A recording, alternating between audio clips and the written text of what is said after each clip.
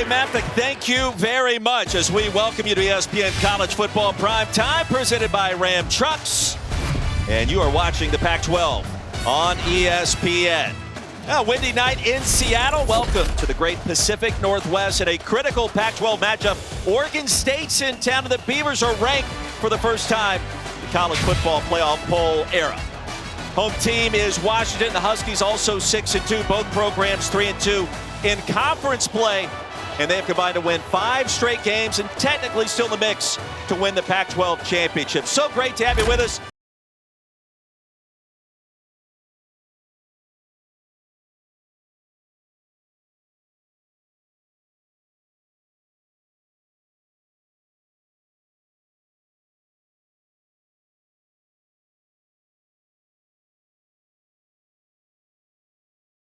Exciting football game. Oh, we've had so many great matchups this year. We'll start with the home team. Starting quarterback Michael Penix Jr. You know what he's done this season. He leads the country and the free world in passing yardage, over 366 yards per contest. Yeah, one of the best arm talents in the entire country.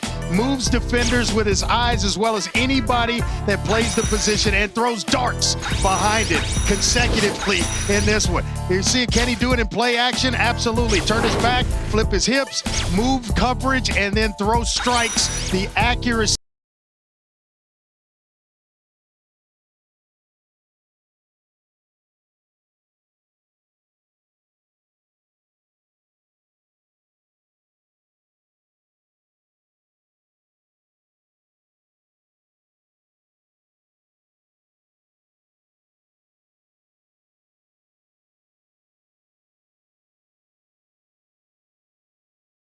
Units in the Pac-12. Yeah, it's the strength of this football team, and they just hold opponents, only giving up 8 passing touchdowns all year long to match 10 interceptions, more interceptions than touchdowns allowed, and they're good on the ground as well, giving up or just forcing teams, the last 3 conference opponents, under 200 yards, 197 to be exact. And the turnover chainsaw is in the house. That's all you need to know on a Friday night kickoff. Coming up next. Turnover chainsaw.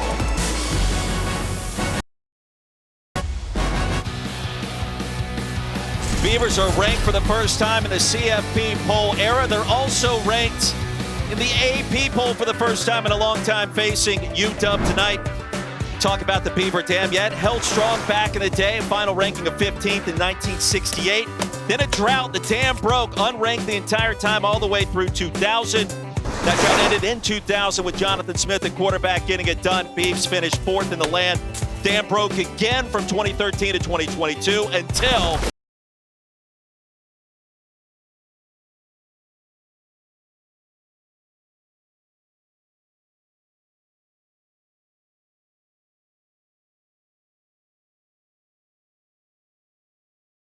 an adrenaline rush every time he runs out to the field, and the entire stadium knows he's getting the ball. Well, there's an extra rush today. He's back in Seattle, where he grew up, playing in front of friends and family. But don't just expect ground and pound with Coletto on offense. He was recruited by Oregon State as a quarterback, and he has the arm strength to pass when he's in that Wildcat. He does have the nickname the Hammer, and he plays linebacker too, so don't worry. You will still see him smash people tonight on both sides of the ball, making him a complete unicorn in college football today. Clark, he's so aggressive, and he will protect his family's spaghetti sauce recipe as well. More on that as we go through. As a little tension between Clark and the Coletto household this week. This has been your guy. You watched him on film. You love some number 12. Washington won the toss and deferred. Beavers get it first as we take a look at tonight's Player Spotlight, brought to you by Tide.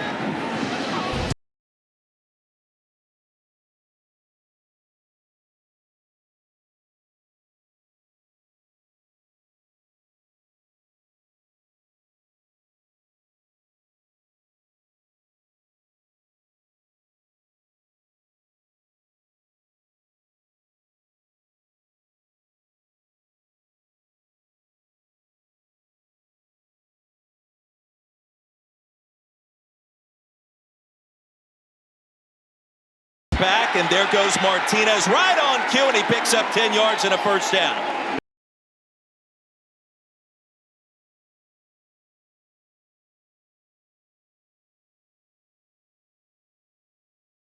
But the 5 guys in front of him, Ray Brewer.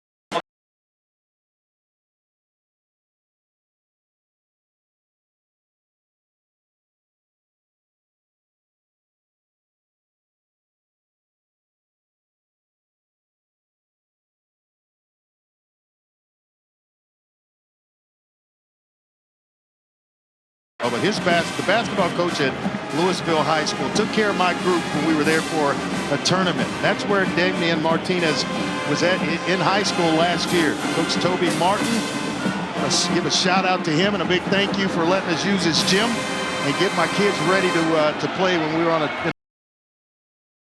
Making deals right now on TV. I like it. Sean Fenwick checks in on 2nd and short. And Fenwick gets a touch right through the A-gap, and that's a first down. And Oregon State, impressive right out of the gate. The tackle by Cambright. Yeah, injuries have kind of slowed Deshaun Fenwick. He's a downhill physical runner, good at pass protection. You can see the size. It's 6'2", 226. You know, he just kind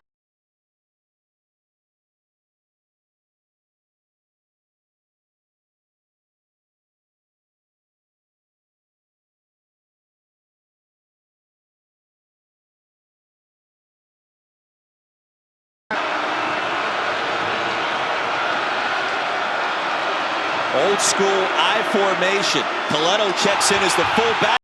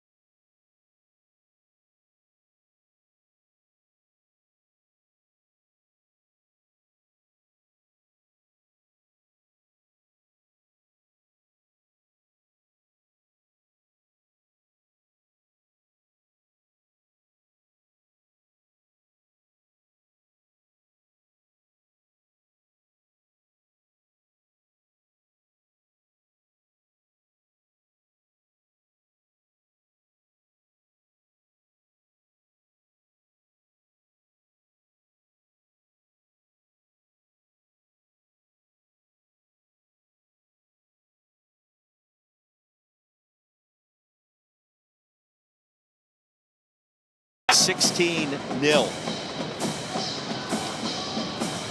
Jonathan Smith would take that. Been playing a long time, you're saying, right? 1897, a long time ago. I am saying that. Yes, indeed. How impressive was that opening drive by the Beavs? Impressive. 9-play drive, touchdown drive, 7 runs, only 2 passes of the 9 plays, and 2 costly penalties for UW. Crowd still filing in at Husky Stadium, the greatest setting, they call it.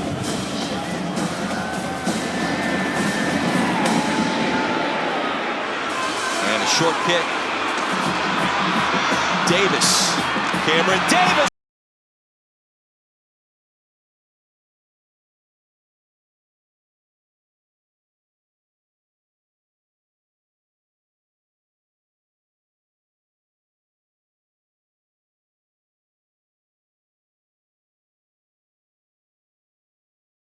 Kind of won 5 straight in Death Valley. What a scene it will be. And Alabama outside of the top 4. That's going to be a close football game. No question. Look at the great matchups over the years. Our first look tonight at Michael Penix Jr., leading passer in America. Cameron running back over the left side, tripped up after a gain of 3. Now Penix, the transfer from Indiana, his story well documented, overcoming 2 ACL tears, an AC sprain, now healthy. Those are his numbers. It makes you want to root for him. You know, when you battle back from injury the way he has, disciplined player, very mature, and kind of takes a business-like approach to the position. Officially a gain of 2. Penix a quick strike. Dunze has it. He's got a first down on a nifty move ahead of the 48. And it doesn't matter how hard the wind's blowing in here. This young man, he can absolutely throw the football. And I'm shocked that he's not getting more love around the country than he's getting, because I don't know of a player that I've watched and turned the film on that throws it better than Michael Penix Jr. You mentioned the wind gusting up to 40 miles an hour tonight. And on your screen from left to right, that could be an issue for quarterbacks. Yeah, I always wanted to throw into the wind, because when you throw from behind it, or if it's behind you, the ball tails on you. Cameron Davis, a great catch. Ball came out. Did he have possession? Oregon State hops on it, and they will say incomplete. And dodging another early mistake here for the Huskies. Well, Penix and the arm strength on display. Too much zest on that one. An incomplete pass. Davis. 2nd down. Look at the catch here. I don't think he ever had possession. He's trying to tuck it away, but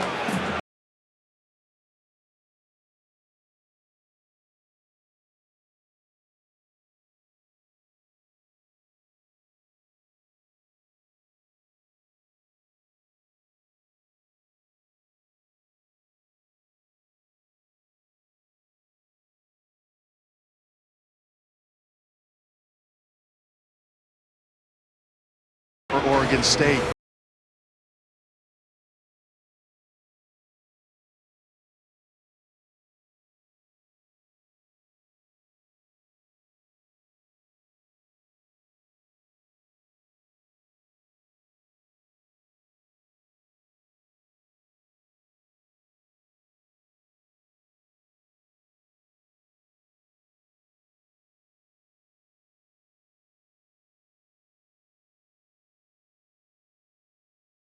That's amazing.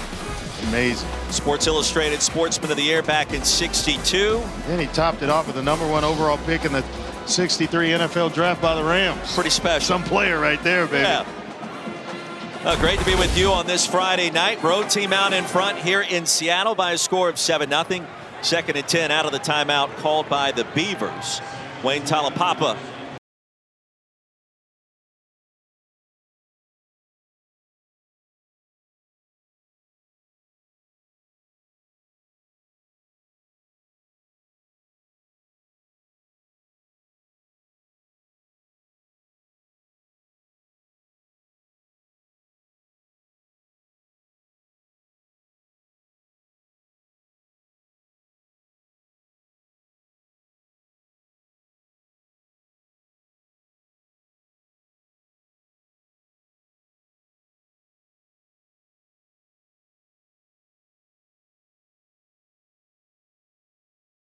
It's Arizona on the road at Cal, coming off an open date just like Oregon State.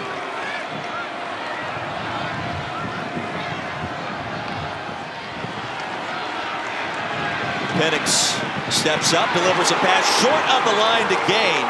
Brought down at midfield. That was Taj Davis. And that'll bring up 4th down. Fisher Morris with a tackle. Yeah, this is where Oregon State wants to get you, 3rd and long, because they're 37% when they get you into these types of situations and force you to drop it off underneath, rally up and make one heck of a tackle. Gain of 5 on 3rd and 10. It'll be 4th down. Yeah, this is the first time all year that the Huskies didn't get points on their opening possession of a football game. And just punt number 6 in the first half of all of their games. The offense has been extremely efficient. Off the side of his foot. Jack McAllister sends it out. Decent field position. Excellent field position for Oregon State. Punt of just 18 yards. Coming up this week on Sunday NFL Countdown, Chris Berman goes one-on-one with the MVP favorite.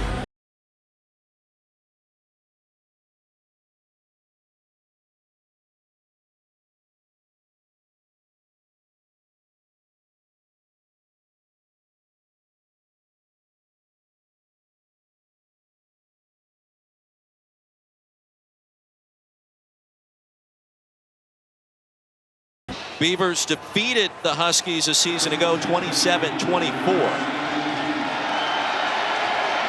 Play number 10 in this first.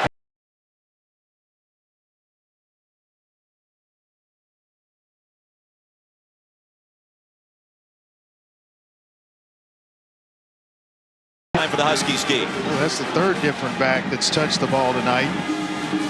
They'll go 4 deep. They just got Trey Lowe back after an injury, sidelined him in the opener. But Griffin, he's excellent vision, quickness. He is dynamic when he gets it in his hands. 2nd down and 8. Gulbranson will be flush. Swatted down. Jeremiah Martin said not tonight. He's making up for that holding call early in the game. 3rd down. He is some player. One of the better defensive linemen.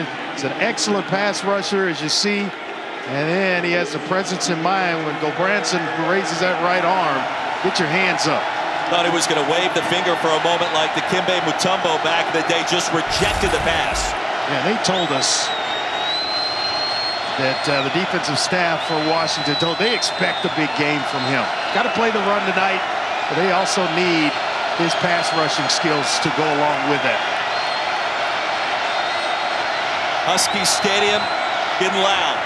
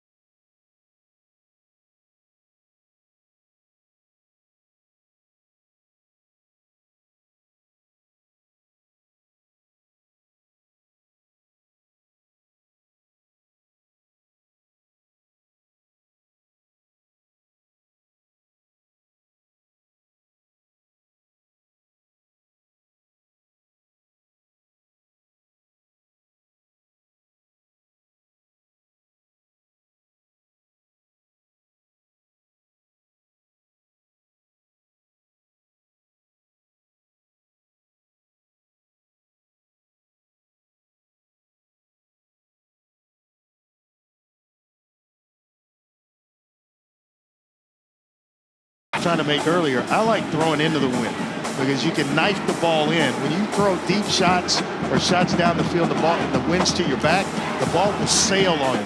And it's harder, in my opinion, this is just me personally, of throwing the football. I liked it when the wind was against me, or into me, so to speak. Coletto checks in as a quarterback. Third down and short. This has been his specialty this season. You know who's getting it. Straight ahead.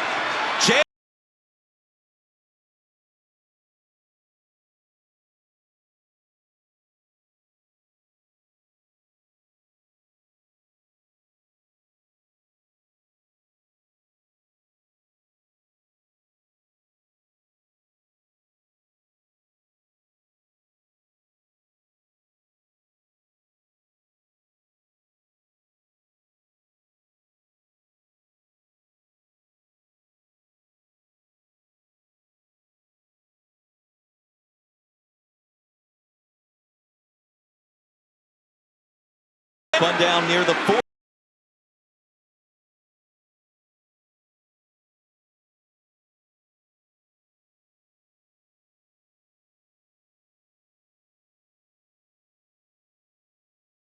Where you got 3 hard running players coming at you every single down. He gets a rest. Here comes Martinez. After a gain of 6. Under 5 to go in our first quarter.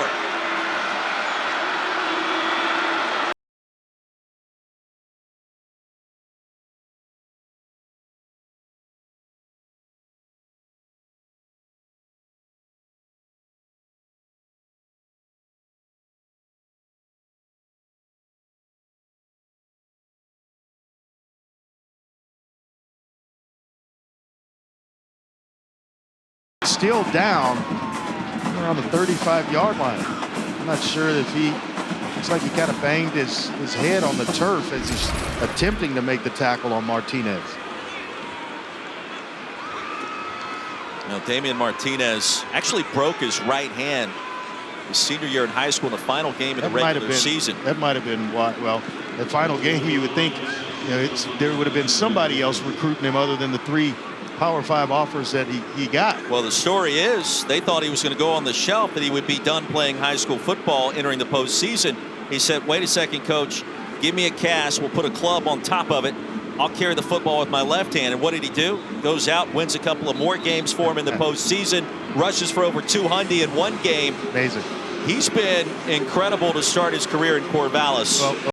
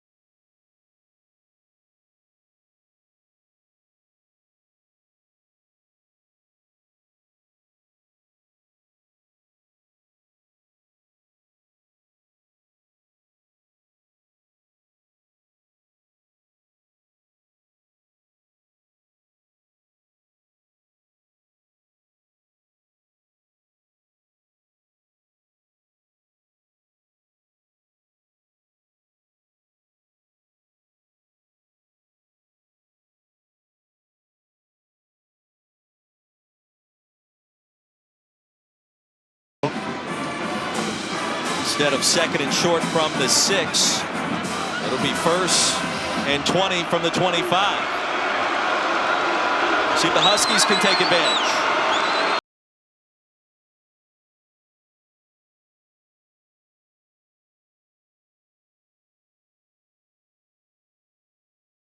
Yard. Pretty good tackle there by Cam Bright because he was getting ready to go for some more, and Bright steps in and makes a heck of a tackle to transfer from Pitt. Not real big, but he plays fast and he plays with great leverage.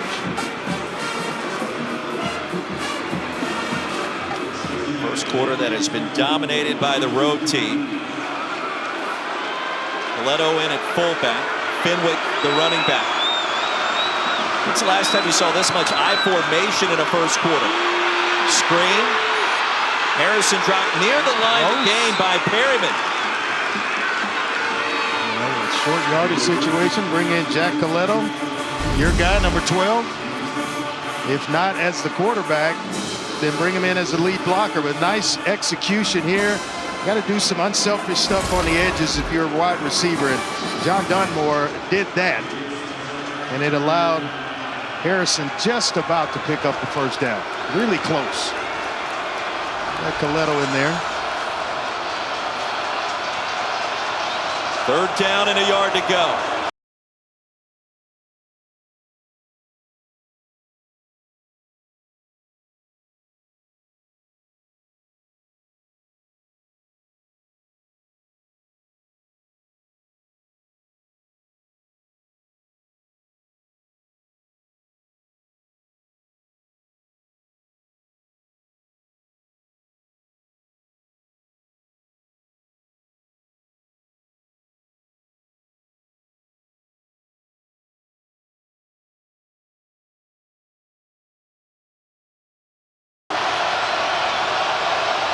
Coletto out of the shotgun. Stop behind the line, and I don't think so.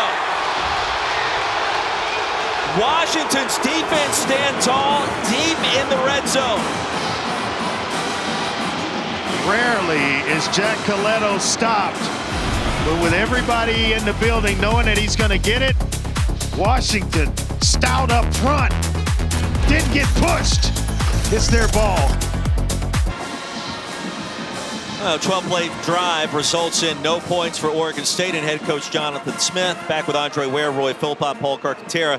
Going for it on 4th down there instead of kicking the field goal. The analytics tell you to do it on 4th and short. What are your thoughts? Here's my answer to the analytics. It's because everybody else's or someone else's team prospers in that situation doesn't mean your team's necessarily built for it.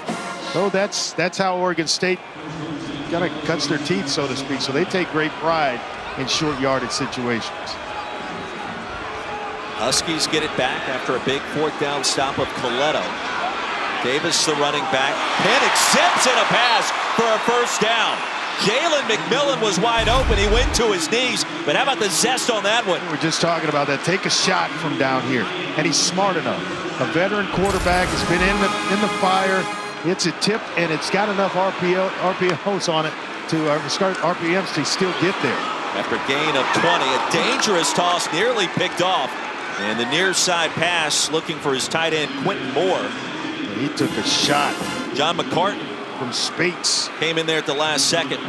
Omar Spates gets to Michael Penix Jr. and please reset the clock to was slow getting up after that shot from Spates.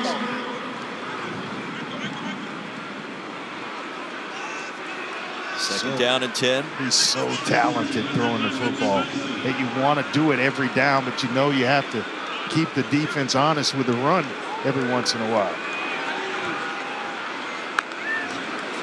Davis stays on the field. Left edge. Tripped up near the 35, an 8-yard pickup. 3rd down and short coming up. The stop by Cooper.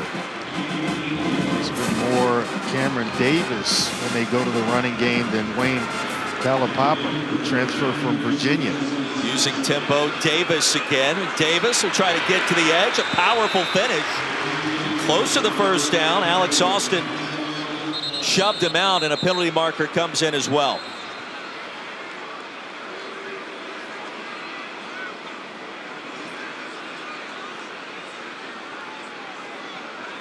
Yeah, Davis replacing Talapapa after Wayne struggled a little bit his last time out against Cal. A couple of drops. Personal foul, targeting, number 26 defense. 15-yard penalty. That's an automatic first down. The previous play is under further review.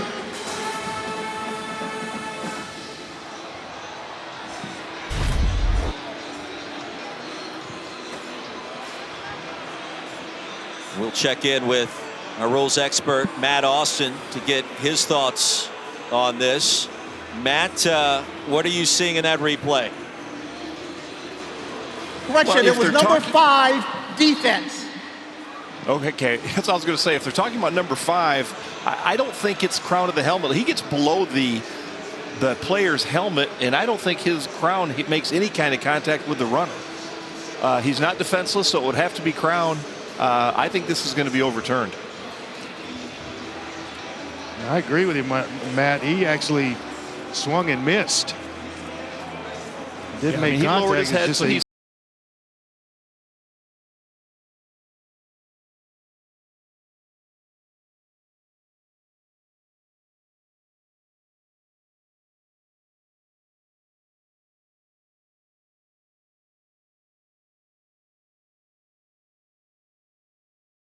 Targeting. Number 5 may remain in the game. First down. Good job with that, Matt.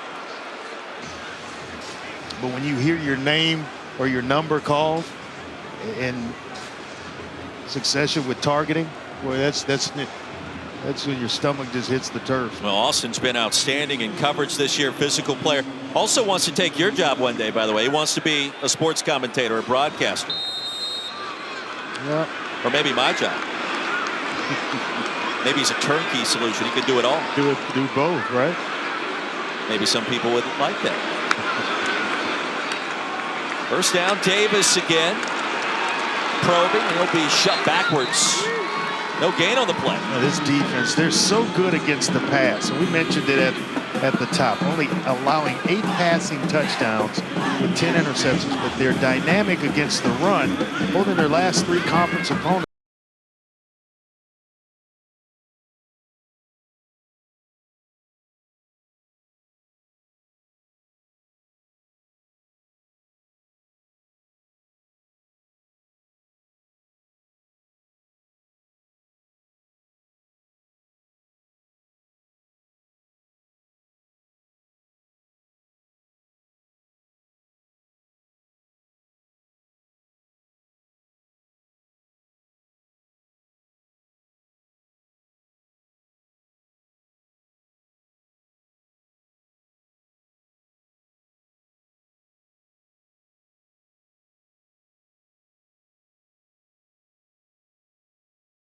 Washington on the move when we return.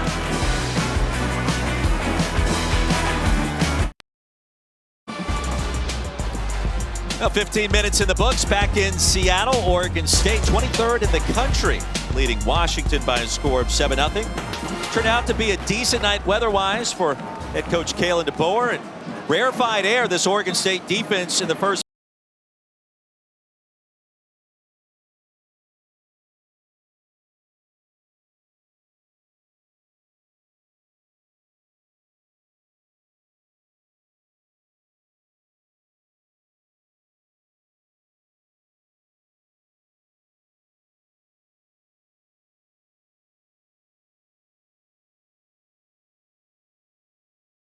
Penix with time, surveys, zips that one incomplete, looking for Odunze. Another one that was tipped. You know, you guys are giving props to this Oregon State defense, rightfully so. And Jaden Grant, one of their defensive backs, told me this week he knew that Michael Penix had the arm, the ability to stretch a defense, and he felt like it'd be a big challenge.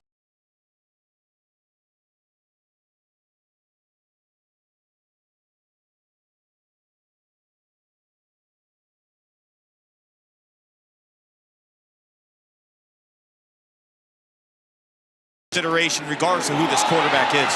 McAllister dropped the snap and the punt is blocked. Oregon State's going to take over with outstanding field position deep in UW territory. We've seen what they can do on defense. We've watched what they can do offensively.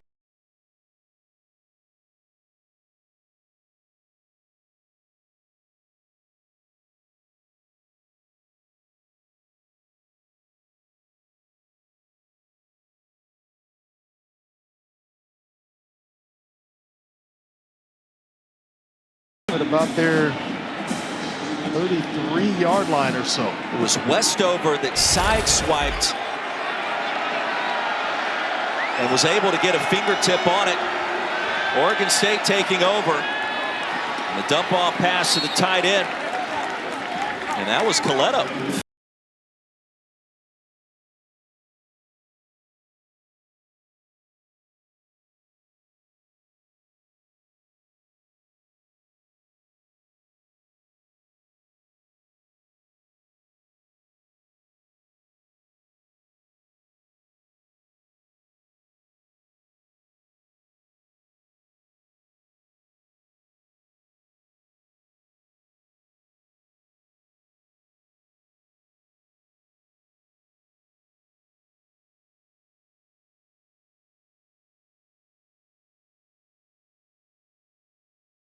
A block by Jack Coletto. I mean, just takes a defensive lineman and drives him about 5 yards.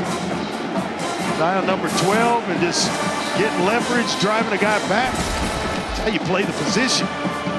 Tunuufi was driven backwards by number 12. Third down and short.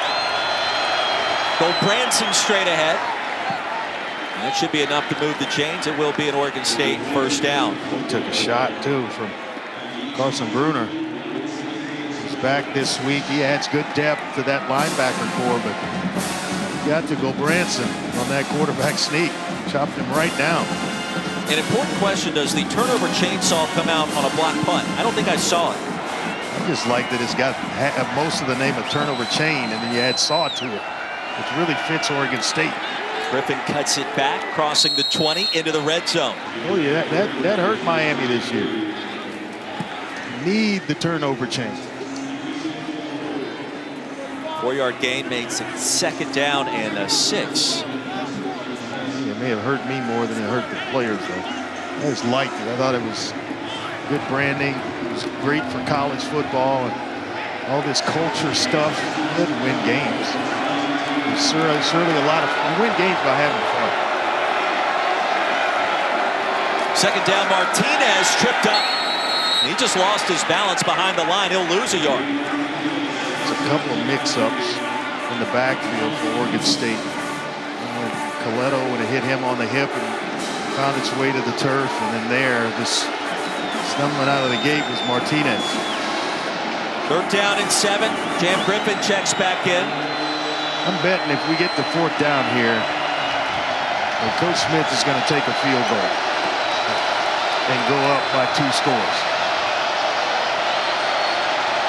Krayshawn Harrison, top of the screen. Branson looking his way.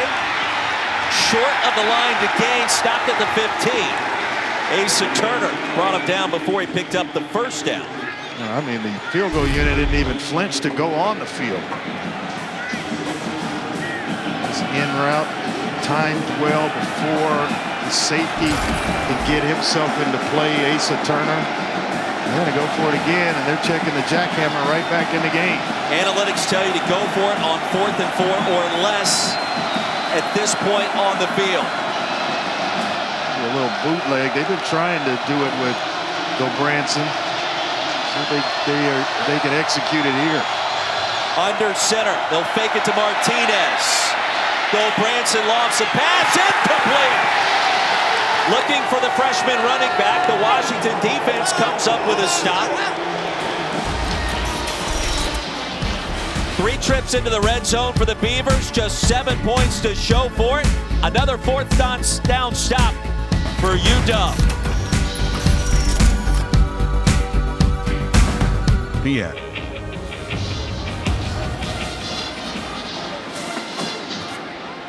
Be here before you know it, back inside Husky Stadium. Crowd still filing in on this Friday night. 2 months away. 7-0, Oregon State leading Washington. And the Huskies for another 4th down stop. I just don't think you can keep giving Michael Penix Jr. opportunities. Papa bottled up at the line. And a gain of 1, that's it. And I say that because on the road, I probably would have, coaching Oregon State, I probably would have taken both field goals instead of going for it on 4th down, making it a 2-score game. You've got 3 trips into the red zone, just 7 points to show for it. Because this offense can get going at any second.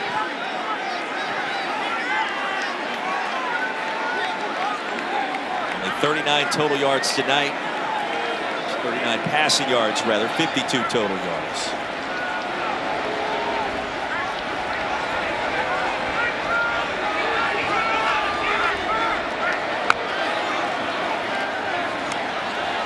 Papa cut, and another short gain. 3rd down and long coming up. Jaden Grant with the tackle, and a late marker comes out. In fact, 2 are on the field deep in the secondary.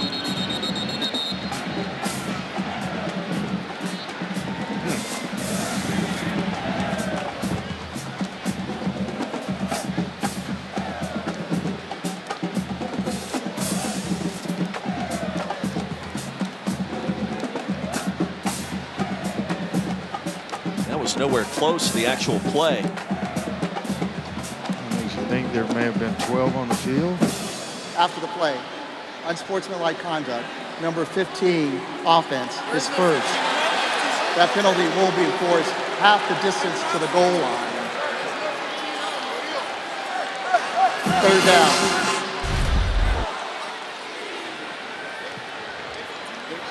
Well, that's the number that he told me. He's down the field.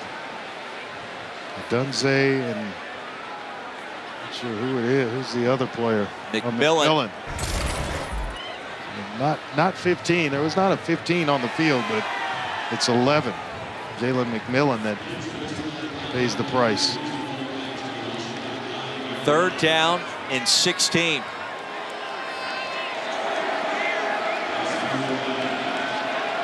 And Washington moving in the wrong direction.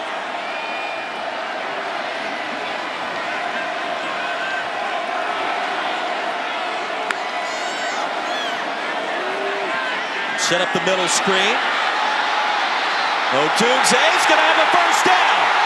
How about that play call? Better execution. Tripped up near the 35, a gain of 27 on 3rd and long. Well, you really don't see a middle screen set up from that formation, which is the eye candy that was needed. Nice job by Dunze to get himself open in the middle, and then it's what he does after the catch that's so magical. 2 grabs, 37 yards for the leading receiver in the Pac-12 so far this season. That's a heck of a play call by Ryan Grubb in that situation. Trey, you wonder if that's the play that finally gives the Huskies offense some momentum. Can't mess around with them too long, otherwise they're going to start moving it at some point. Longest play of the game for either side. Penix all night to throw.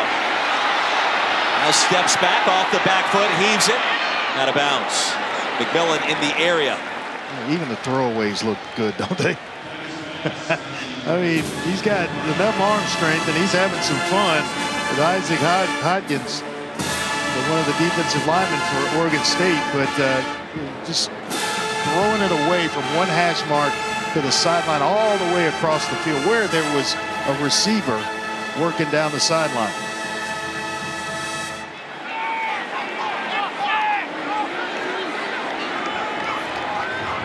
Second down and 10.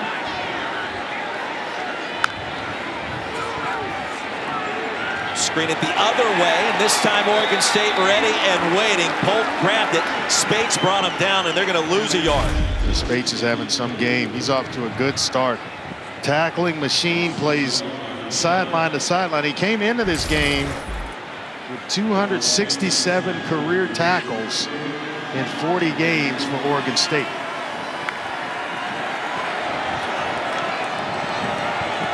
Some player. 3 stops already tonight, and a pass breakup as well. He's been active.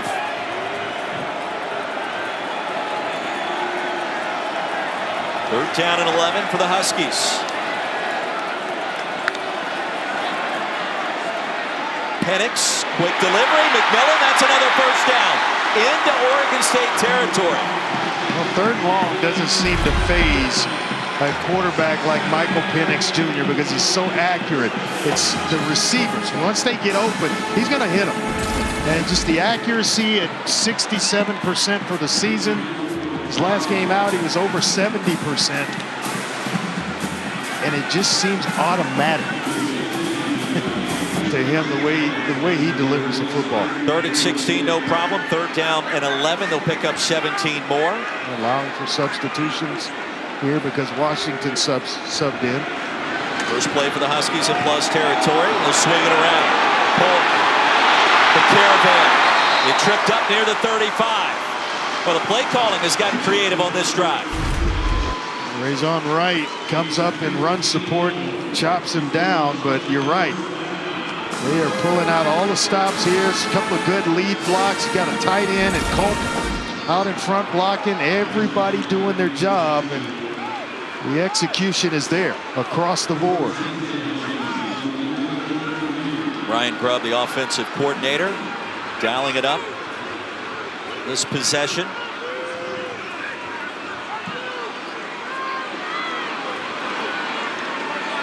Eighth play of the drive. Penix will roll it out. McMillan, double coverage and incomplete. And again, the arm strength on display there for Penix. I hope every scout in the NFL is watching tonight. Oladapo is in coverage. Stay up late if you're on the East Coast because this kid is special.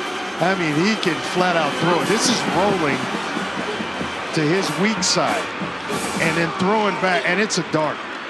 I mean, that's one easily Jalen McMillan could have come down with. I mean, he let it go. I mean, it was humming to get to the jersey number 11. Oladapo swatted that one away. Ninth play of the drive. Second down. Fake it to Talapapa. Off the pump fake. Penix again.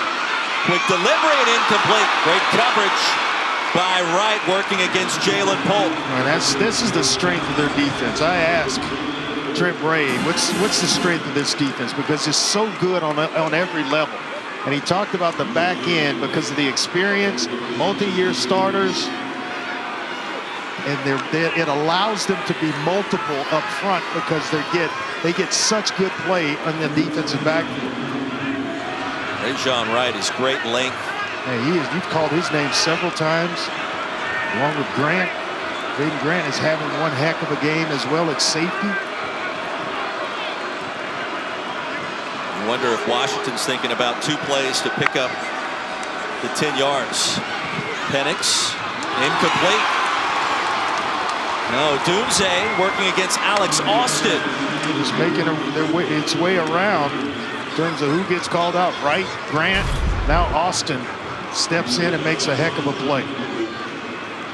Middle of the field's wide open, trying to go inside to a Dunze, and what? Alex Austin's right there. Too long for a field goal, especially with this swirling wind at Husky Stadium. 4th and long, they'll go for it. Penix just 7 of 15 so far. Showing some blitz here. And back out. Backside pressure. Penix wide open. First down. McMillan grabs it. A gain of 18. 3 straight third down and long, and make that 4th down and long conversion. How about the pocket presence of Michael Penix Jr.? That guy's flying around you, loose defensive lineman, and he stands right in there, cool, calm, and collected, and finds Jalen McMillan. That's about as good as you can do it right there, Roy.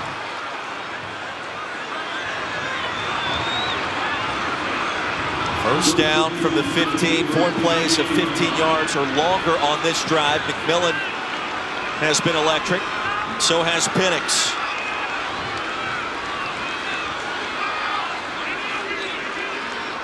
Talapapa motions in and back out. Penix the dump off. And Colt.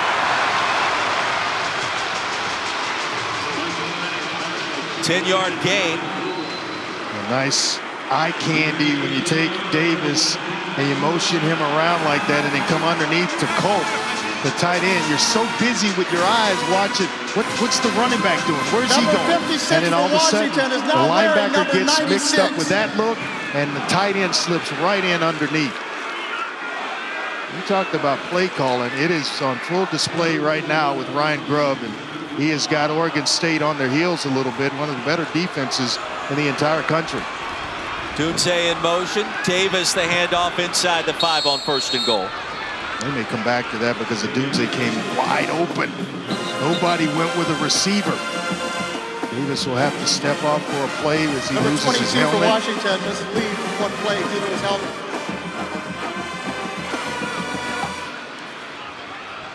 Talapapa the running back. Penix will look towards the sidelines. 14th play of the drive coming up for the Huskies. Talapapa pushing, angling, and stopped just short of the goal line. How many white jerseys made their way to Wayne Talapapa? They tackle and bunch.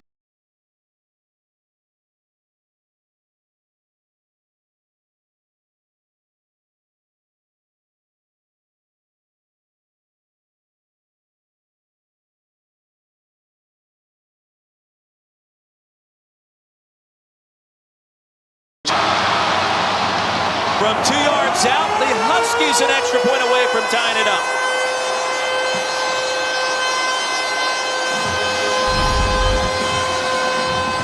It's been a minute for Wayne Talapapa, but they go the Wildcat as you described, gets right in there behind a couple of big grunts and finds his way to the end zone. And just like that, with a point after here for UW, we may have a tied up ball game. And we go all the way back to that word you've been spitting out all night, analytics. Now hindsight can be 20/20. Peyton Henry on for the point after. Entertaining first half, albeit low scoring. Wayne Talapapa with the honors of the Wildcat formation, and the Huskies right back in this thing at home in this critical Pac-12 matchup. Pac-12 after dark. Fun start so far.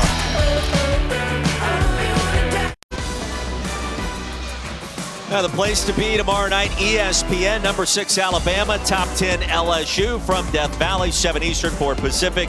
Jayden Daniels, Bryce Young, talented quarterbacks, outstanding offenses on display. Crimson Tide have won 10 of the last 11 against the Tigers.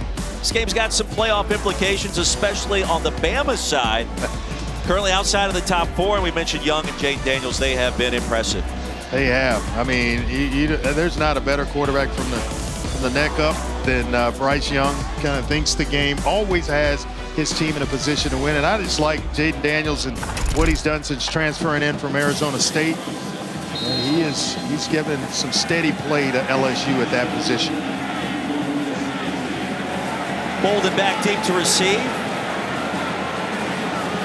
Brady Gross picked things off for the Huskies.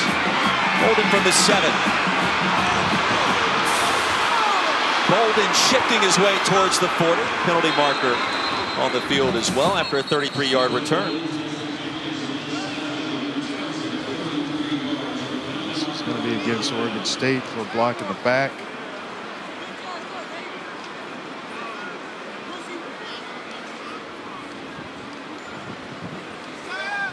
During the return, holding number 20 receiving team. 10-yard penalty from the spot of the foul. First down. Media timeout. John Miller, the guilty party. Jonathan Smith's club gets the football back when we come back to Seattle after this. You start to take a look at the CFP top 25. Pac-12 very well represented. Tied with the lead with the SEC and the ACC. 5 teams among the top 25 ranked programs in the country. Andre Ware. Oh, interesting. I'm looking at the end of that, maybe the American only having 2 in there. Beavers get it back. Tied at 7. Straight ahead goes Martinez. Shifty running back gains 6 yards. The tackle by Cook. Don't you get a feeling, though, every time he touches it, you're kind of holding your breath that he's going to explode for a big one? 10 carries, 81 yards so far. I think that would indicate that, right? It's kind of what he's been giving you, but he still hasn't broken that big, that long. And we know he's got the speed to do it. Little back on the field on offense, lining up as a wide receiver. Movement, that'll back up the Beavers 5 yards. All start. Number 58, offense. 5-yard penalty. Still second down. Andre, you talked about going for it on 4th down. We remind people who are just tuning in, Oregon State so far tonight, 3 drives, all 3 reaching the red zone, 10 first downs. They've been effective on the ground, only 7 points to show for all of that. And then when you play a team that averages 40 points a game in Washington, you know, at some point they're going to get their offense going. And if you don't convert on those 4th downs, you end up like you are right now with a tied ball game. After the penalty, 3rd down and long. Branson was hit. Pass will be caught. That should be enough for a first down. Let's see where they mark it. Heavy pressure by Martin. And Lindsey on the end of it. And this is a heck of a job by Branson. Standing in there, you know you're going to get hit. And he throws accurate. Big Jeremiah Martin with the pressure. But you throw accurate to your receiver, Lindsey. He picks up the first down for you. Not a lot of people are signing up for that. First catch for Tyjon Lindsey. Cam Griffin now the running back for the Beavers. Was enough for the first down. Branson keeps it. Somehow stays alive and will simply float that pass out of bounds outside of the tackle box. It'll be 2nd and 10. And again, pressure and a Play is missed legal. tackle. The quarterback was out of the pocket. The ball crossed the line of scrimmage. Martin again with the pressure. I think Branson's tired of looking at number 3 chasing. Well, he doesn't have to look this down because he's going to check himself out for a wrist. 2nd and 10. Martinez and Griffin join Branson in the backfield. Chance Nolan getting closer to returning to the field at quarterback for Oregon State. Was not ready tonight. And to the edge, tripped up crossing the 35 is Griffin. Be 3rd and medium after 6-yard pickup. Well, Cam Griffin's just a fun name to say as a running back, right? It is. Little mojo there. 2 brothers played college football, one at Georgia Tech. The other, Jalen at Virginia Tech as a linebacker. Huskies with momentum if they can get a stop here on 3rd and 4. Griffin motions out.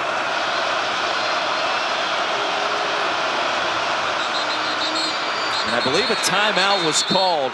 The last possible second by Oregon State, or Washington make that? First charge timeout. Washington. 30 seconds. We'll step aside. Media timeout. Number 2 to go in the first half.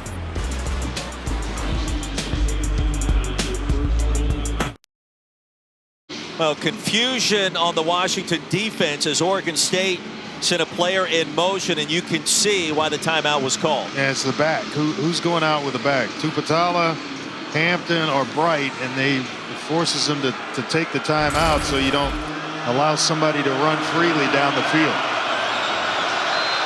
3rd down and 4. William Inge, co-defensive coordinator, talking to his team during that break extensively for a big play here at the end of the half.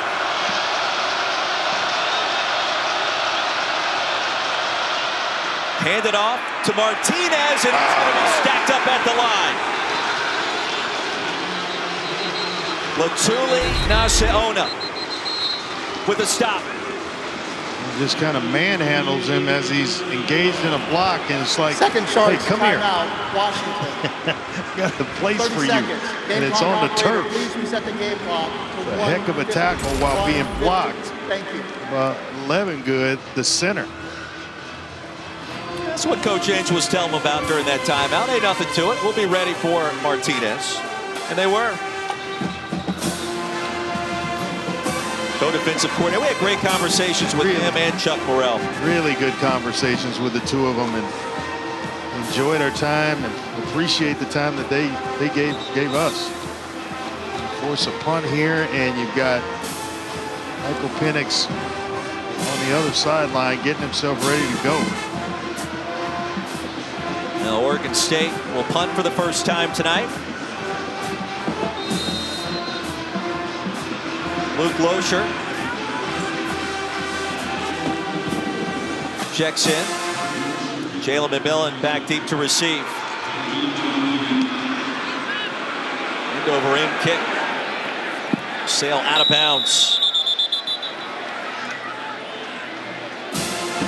Huskies get it back. Here's our Week 9 Monday Night Football matchup. Lamar Jackson and the Ravens lead the AFC North by a game. They'll head down south to New Orleans to take on Alvin Kamara and the Saints, who just shut out the Raiders last Sunday by a score of 24-0. 8 Eastern, 5 Pacific, ESPN, ESPN Deportes, and the app and the ManningCast also available on ESPN2. And hey, a little love for Marcus Peters. Played for the Huskies, and since then has been dynamic for Baltimore, right? Yeah, he has. He is a key component in their defense. Penix back on the field. First down. Some timeouts to work with. Zings it. Pass comes in low, but it's caught to Jackson. You guys are talking about Michael Penix's arm, rightfully so. It is unbelievable. He's got massive hands, long arms, and he's windproof. You guys would have no clue how windy it was here in the first half. And Michael Penix's arm. It's like a hot knife through butter, man. Pass is going to be picked off. Here comes Oregon State. And the Beavers race it all the way back to the end zone. Mascarenas Arnold, the pick six. He says, hey, you guys want to rave about Michael Penix? I'm going to show you a thing or two. And he goes right into coverage. And Mascarenas Arnold is sitting right in the middle of the field, reading the eyes of the quarterback. Throws it behind Jalen McMillan, and Mascarenas Arnold makes him pay all the way to the end zone. There was no denying him of getting in. This Oregon State defense, Dre, you mentioned it in the open. They have more interceptions this year. And here comes the turnover chainsaw. Crank it up. Extra point is good, 14-7 the score, but they have more interceptions than passing touchdowns given up.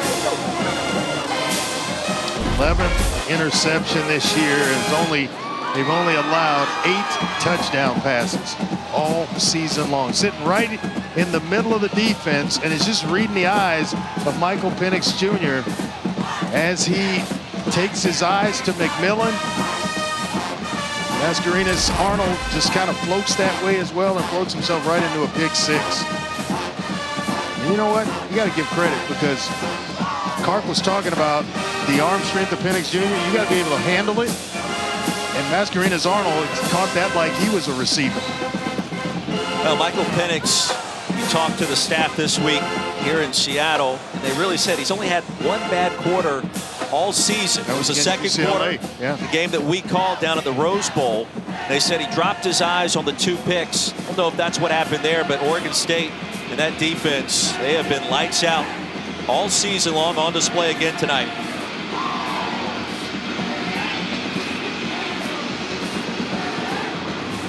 Now, just when it felt like Huskies had captured momentum, Oregon State steals it right back. Keep your eyes here. They do have a timeout. 1:10 left before the half, so there's plenty of time for Washington to go down and get some points. Huskies will get it after the touchback at the 25. Don't forget, this season All-State will celebrate every field goal, an extra point made by participating universities by making a donation. University's General Scholarship Fund. Thank you once again, All-State. 1:10 to go after throwing a pick six. Do you get conservative here with a veteran quarterback? No, not at all. And you believe in him, you got confidence in Michael Penix, then you go right back to throwing the ball and trying to tie this game up, to be quite honest with you.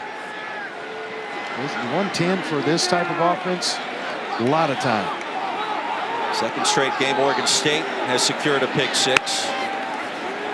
Timeout to work with for the Huskies. Dunze will try to race out of bounds after picking up the first down, and he will. Ushered out by Alex Austin. Clock stops. Clock will stop if they get out of bounds. Clock will stop as well because the first down, and the chains have to move. Or for the chains to move.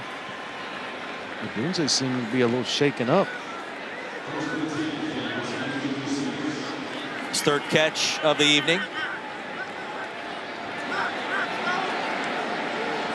Davis, the running back, he motions out. 5 wide for the Huskies.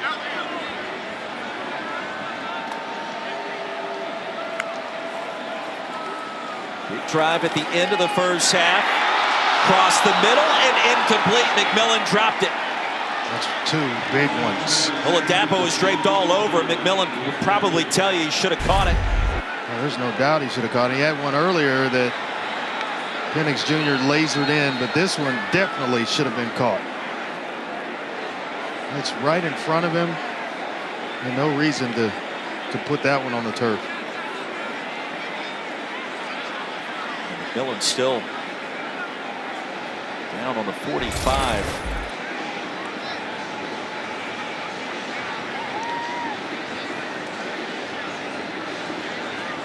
Requiring attention.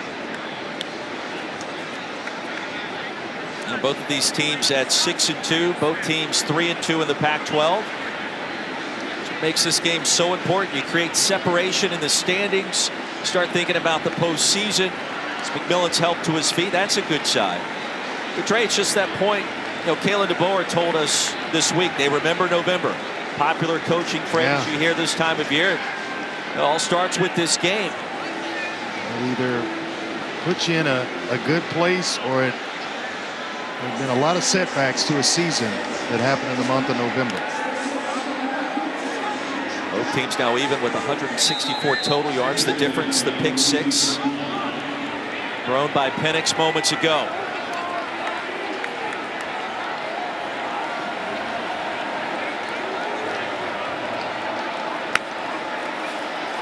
Second down, Penix, pump fake. Odunze, a first down. He'll stay in bounds. Sent down to the 43 by Austin. They do have the timeout that they could take and not have to rush. They could clock it here as well, but it looks like they already have a play call. Gain of 21. Washington just like that in Oregon State territory. Penix lofts one. Odunze, contact. There's the penalty flag. Ryan Cooper in coverage against Rome Odunze, and a penalty coming against the Oregon State secondary. That's going to be 15 yards and moving Washington Pass even more interference. close. Number 23, defense. 15-yard penalty from the previous spot. That's an automatic first down. Waiting on the official that was closer to the action to throw the flag, and he didn't throw it. Came from the middle of the field, and one of the defensive back, Ryan Cooper, was kind of grabbing a handful of jersey or around the waist area. Huskies will get the second half kickoff. Showing blitz here. They backed out last time. 35 seconds to go. Still the timeout in their back pocket too, Andre. Here comes a flag. And you got a false start on Rosengarten. False start. Number 73, offense. 5-yard penalty. Still first down.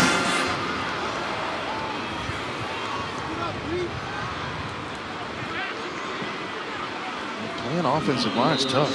All that stuff that Rosengarten's got on. A brace, a sleeve on one arm, a brace on the other, tape on the right shoulder. Amazing. First and 15 after the infraction. Same look again. Penix will buy some time. Nearly picked off. Boy, hesitated on that throw. Ray Wright was ready and waiting along the far side. Odunze, the intended target. And he had Polk inside, so he's going outside to Odunze, but he should have come inside to Polk, who was open. And I thought he was awaiting the football, and then he decided last second to go to Odunze on the outside. Second down here is about 28 seconds, and they still have a timeout, so you can work the entire field knowing that you have the timeout. You get a quick stop if you need to. On the very edge of Peyton Henry's field goal range. He did have the 50-yarder at UCLA earlier this season. Penix retreats and delivers. Incomplete. Westover was open. Penix missed him. Yeah, but it's the blitz. They got home. Davis couldn't hold up and pass pro, and they bring a linebacker, or excuse me, maybe it was Ryan Cooper.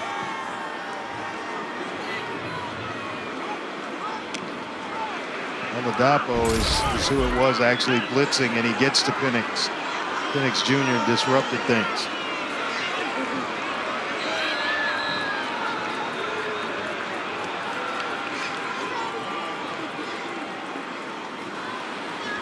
Second charge timeout. And a timeout Oregon State. will be 30 called by seconds. Oregon State. 23 seconds to go. Huskies still with a timeout. Third down and long. Hey, this has been their specialty so far tonight. Third down and long. Kalen DeBoer, Ryan Grubb, they've dialed up the right plays. No problem. Just converting on multiple third downs on their scoring drive. 3rd and 16, 3rd and 11. Even had a 4th and 10 thrown in there as well to move themselves into scoring position, and then ultimately Talapapa got it into the end zone. Another third down and long. UW averaging over 8 yards to go on third down so far tonight.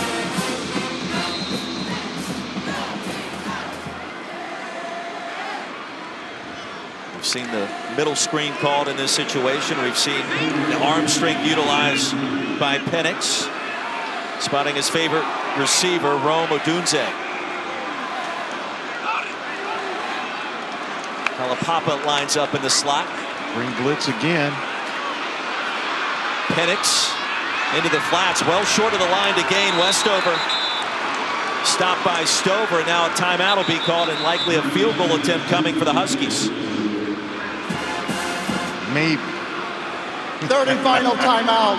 I mean, college Washington. football has gone mad going 30 for it seconds. on fourth down this year. And you've got the wind Clock blowing operator, straight please reset the into the game face of clock to Peyton 14 Henry, if seconds. that's what Kalen DeBoer elects to do here.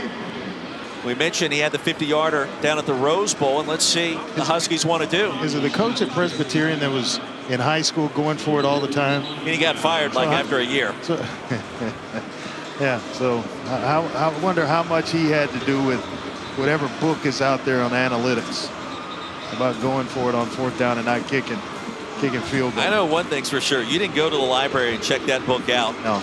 You didn't go searching for it in the old card catalog back in the day. I think it has a place, but so does your gut.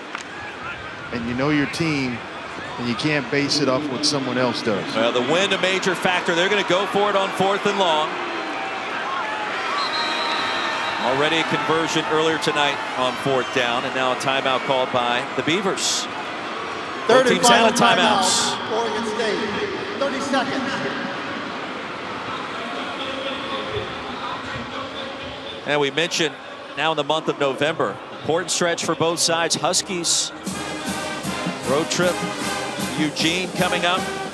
Colorado and Washington State will wrap things up in the Apple Cup.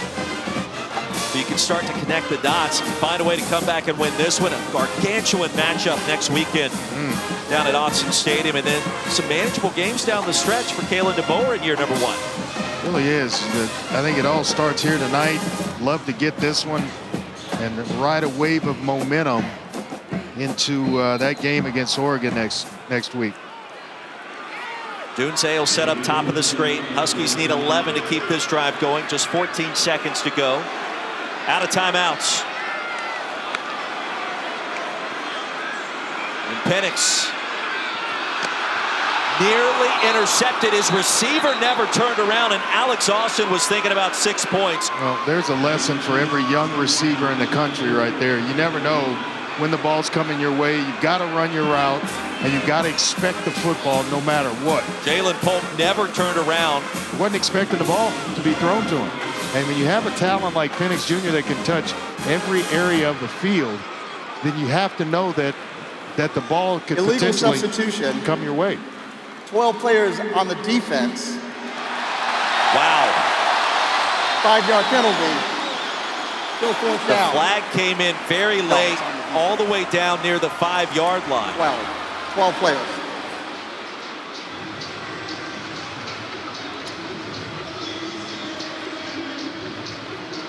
And instead of a stop on 4th and 11,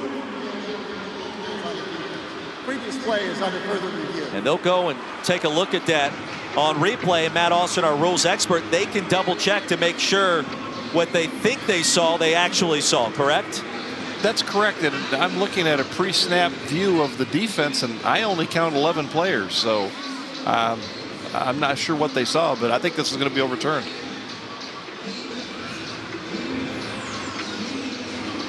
Jonathan Smith certainly hoping that will be the case.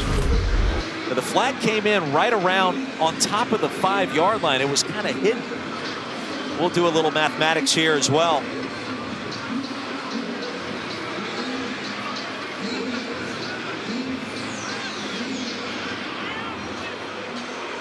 I don't know if they're counting a guy walking off the field or what.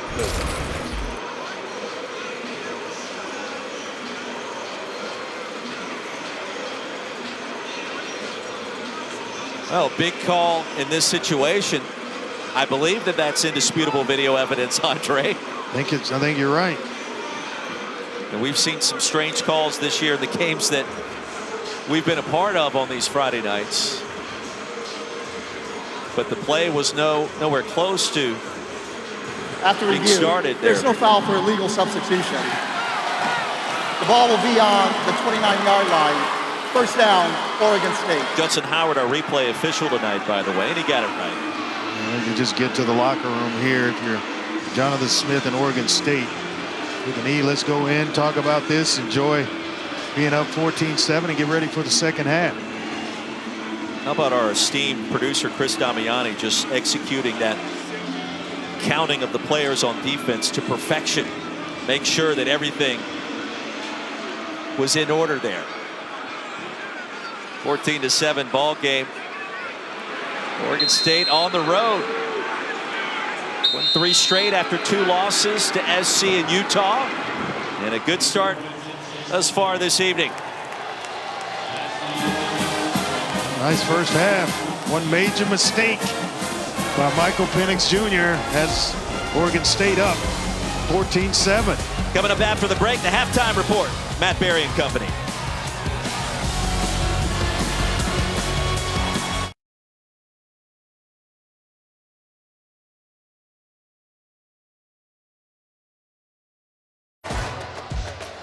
Welcome back to ESPN College Football Prime Time, presented by Ram Trucks on a windy night in Washington. You're watching the Pac-12 on ESPN. 14-7 our score, getting you ready. The start of our second half. Oregon State leading UW on the road so far. Paul Carcaterra, Andre Ware, Roy Philpott. Great to have you with us tonight. Interesting first 2 quarters in the books. Michael Penix, the pick 6. Probably the big story. The wind is a big factor as well down there. 4th and shorts and going for it on 4th and shorts a story as well, because I think Oregon State would be up by another, it'd be 20-7 as opposed to 14-7. Stopped. Cole is the jackhammer, and then another 4th down here in scoring position to put points on the board. Oregon State comes up short. Michael Penix with a pick 6. And that's the difference in the ball game right now, as it's 14-7. But Washington getting the ball first out of the locker room. They could turn things around quickly here to start the second half. Take a look at tonight's game track, brought to you by Fisher Investments.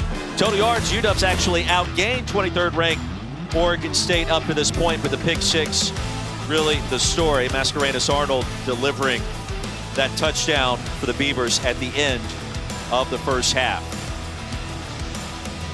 A big matchup in the Pac-12. Both teams at 6-2, 3-2 in the conference. And our third quarter beginning right now at Husky Stadium. Well, we expected bad weather tonight. We expected some rain, a lot of wind. The rain has held off, but the wind has not.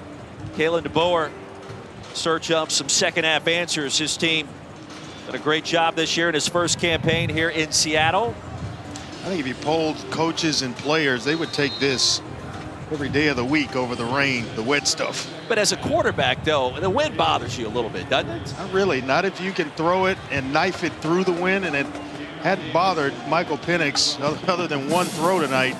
The pick 6 he would love to have back, but you can throw it. You can spin it through the wind.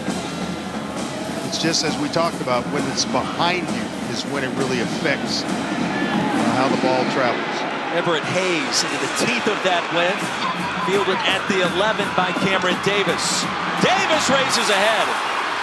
Spun down crossing the 35. For a moment he had a chance as we check in with Paul Carcaterra. I'll take the wind over the rain any day. That's for sure. But Kalen DeBoer knows the wind is a real factor. Some of those 4th down opportunities you guys thought might have been field goal attempts, he went for it with Michael Penix because of Penix's arm and his ability to cut through the wind, and just a little concerned about his field goal kicker in the range. And this is a swirling type wind, though. It's not just going one direction. It swirls in Husky Stadium, so it's really hard to kind of decipher exactly where the wind is going when. Ciphering the wind. Oh, what a That sweep to Giles Jackson. That went nowhere. Play by James Rawls to make that play. Just kind of reading things out, and he comes unblocked. They're leaving him to just shoot up the field, but he also found his way into a play. It's a loss of 2. We certainly can understand how Oregon State's defense limited SC. That 3-point loss, just 17 points. They get after you. It's not only the secondary. Front seven has done damage tonight. The Beavers as well. 2nd and 12. And a handoff. Again, short yardage on that play. Rawls tackles Talapapa, so he's made 2 big plays to start the third. And to your point, you know, when you have 11 interceptions and you're only giving up 8 touchdown passes, you think, well, you're one-dimensional, you can play the pass. No, this run defense has been stout throughout this game for Oregon State, where it held, I think, just 35 yards rushing in the first half for Washington. Playing both phases of defense and getting turnovers. Huskies 4 of 8 on 3rd down. 3rd and 10 here. Opening possession of the second half. And Penix will avoid 2 defenders, a spin, and stop well short. Omar Speights continues his good work. 4th down. Just over 3 to go after a 7-yard gain, and let's see. Kalen DeBoer, the head coach at Washington, maybe thinking about going for it here, but ultimately he's going to send his punting unit on the field. Jack McAllister, last time we saw him in that first half, punted it straight to the back of his tight end, Jack Westover. Number one for Oregon State dropping is now that snap. Number 91. Anthony Gould back deep to receive. Wind-aided punt. Gould from inside the 10. Well, a nifty return to give better field position for the Beavers. A 46-yard punt, return of 15. I also caught up with Jonathan Smith, Oregon State head coach, and he's thrilled with the production of his freshman running back, Damian Martinez. Feels like he's able to have vision to get to the next level of that Washington defense. But the wind's a concern for him, too. He doesn't think the pass game is too reliable because of the swirling winds. One other thing, defensively, they've been able to disrupt Michael Penix. He said multiple looks right before the snap. The pre-snap looks on defense and the changing of formations have worked. And you guys know their D-backs are for real. No question about that. Arguably the top secondary in the Pac-12. Martinez shoved out. And no gain on the play. It'll be 2nd and 10. Tui Nasinola. He has made some plays along that defensive line tonight. Up the field. Stop playing and stopping the run. They got their hands full with Martinez, though. And one of the few times tonight he's been stymied. Branson the pump fake. Trayshawn Harrison dropped it. Oh, what a nice pickup by Martinez at running back to give Branson the time necessary to find a receiver. And Harrison, he just got to complete the play. He was ready to throw the next move to maybe get himself started and forgot to catch it. 3rd down and 10. This is where a place where Oregon State does not want to be. 3rd down and long.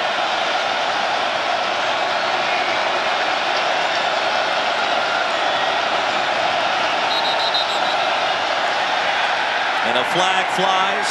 It'll be a little longer now. False start, number 0, offense. 5-yard penalty. Still 3rd down. So Harrison drops the pass, then commits the penalty.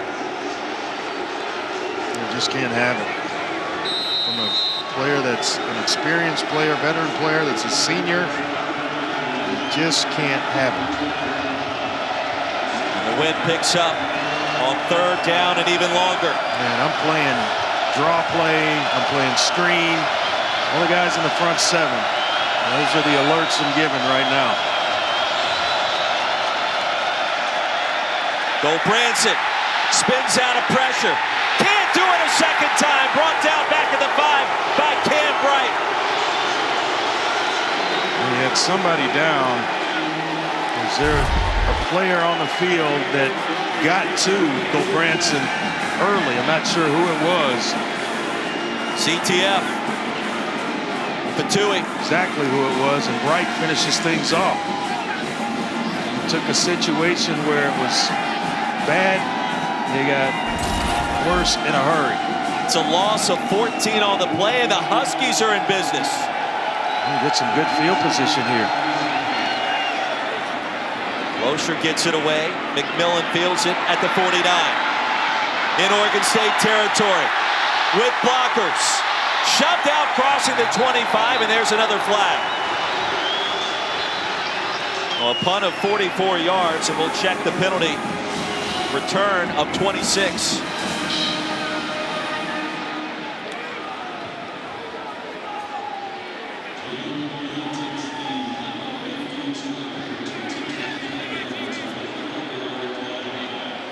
This veteran Pac-12 officiating crew has been busy tonight. Yes, they have. Waiting the call from Michael Mothershed once again. Not sure, because the flag came far away from the action. Number 42 receiving team during the run. 10-yard penalty from the end of the run. First down. Carson Bruner. Timeout.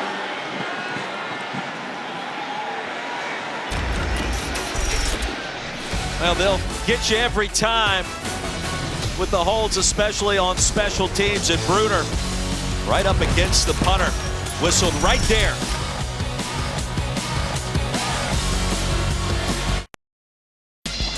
Welcome back. ESPN College Football Primetime, presented by Ram Trucks. Huskies band getting down. And the team with great field position. That holding call coming in the end zone right there really didn't cost Washington all that bad a field position. False start. This won't help. Number 1, offense. 5-yard penalty. Rare mistake. First down. Odunze. 3-snap penalties killing the Huskies.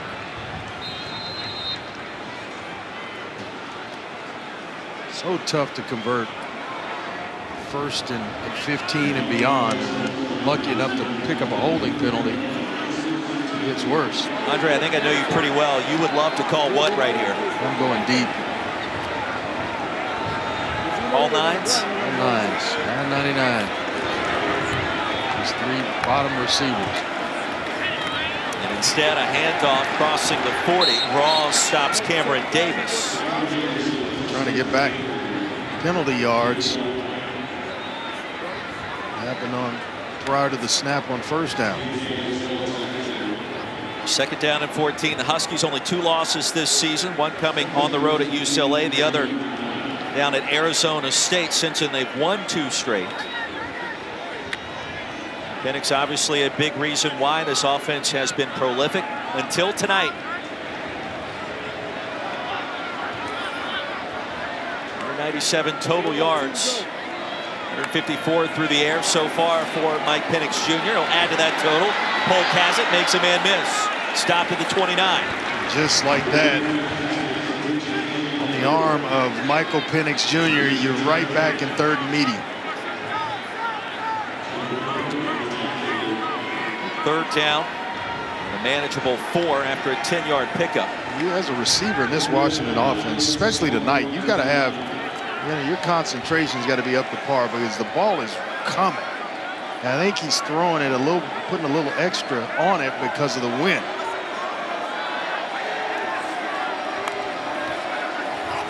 On 3rd down, out in the flats, Cameron Davis has a first down.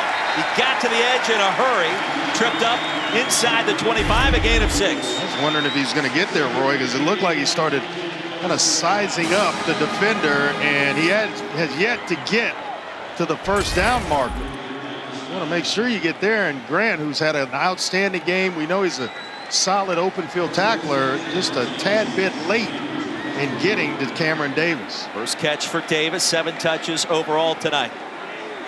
Yards have been hard to come by so far for the Huskies. Another screen. Davis has it. Close to the 15. Gain of 8 yards. Excellent read. He didn't wait.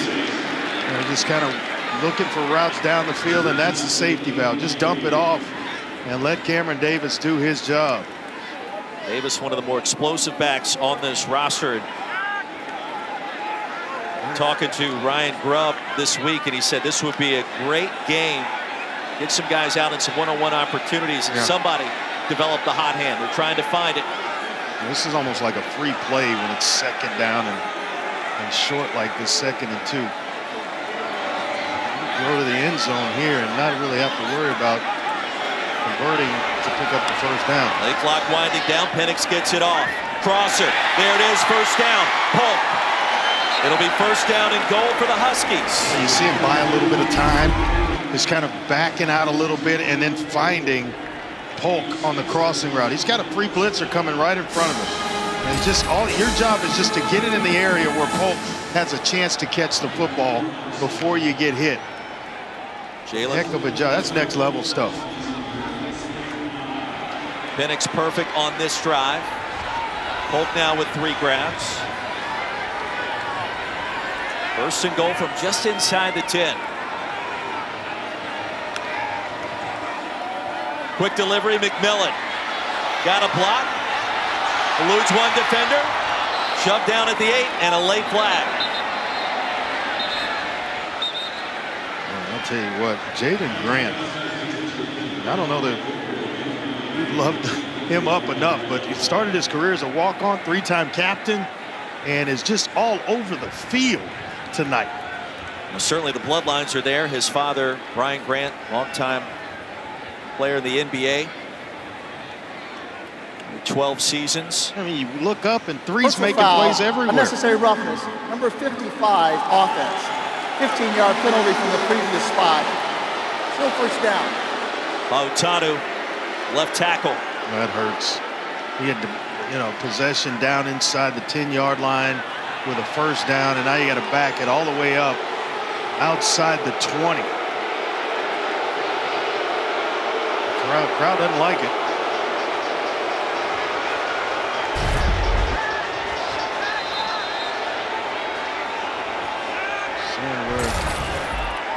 I don't know about that one, Roy. Looks like a block to me. First down and goal from the 24. Halfway through the 3rd. Penix retreating. And then floats it incomplete. Westover was in the area, and that was it.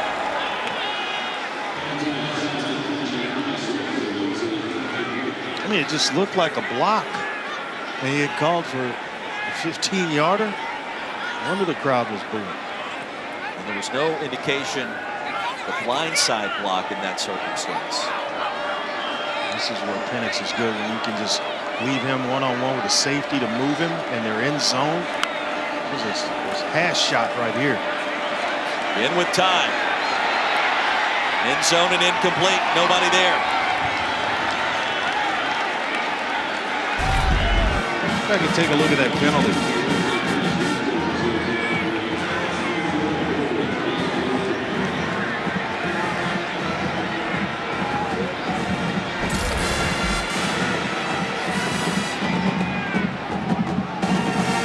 Smothered Spates.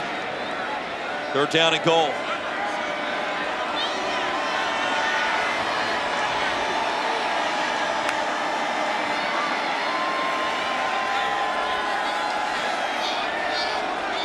Again, you wonder about potential field goal attempt and how the wind would impact it from this distance.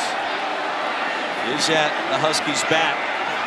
End zone. Westover! Touchdown!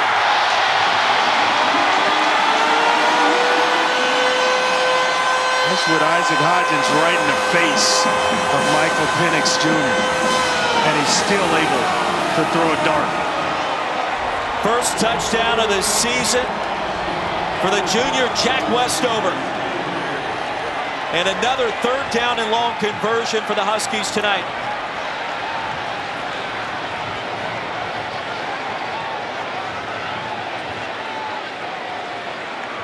Well, that funky formation makes you think for a second every time they're going to go for 2, doesn't it? I see that that formation, excuse me, every Sunday. Peyton Henry on. Bangs home the extra point. We are tied at 14. See it every Sunday. Penix to Westover. 14 apiece, and we got a ball game, Philpott.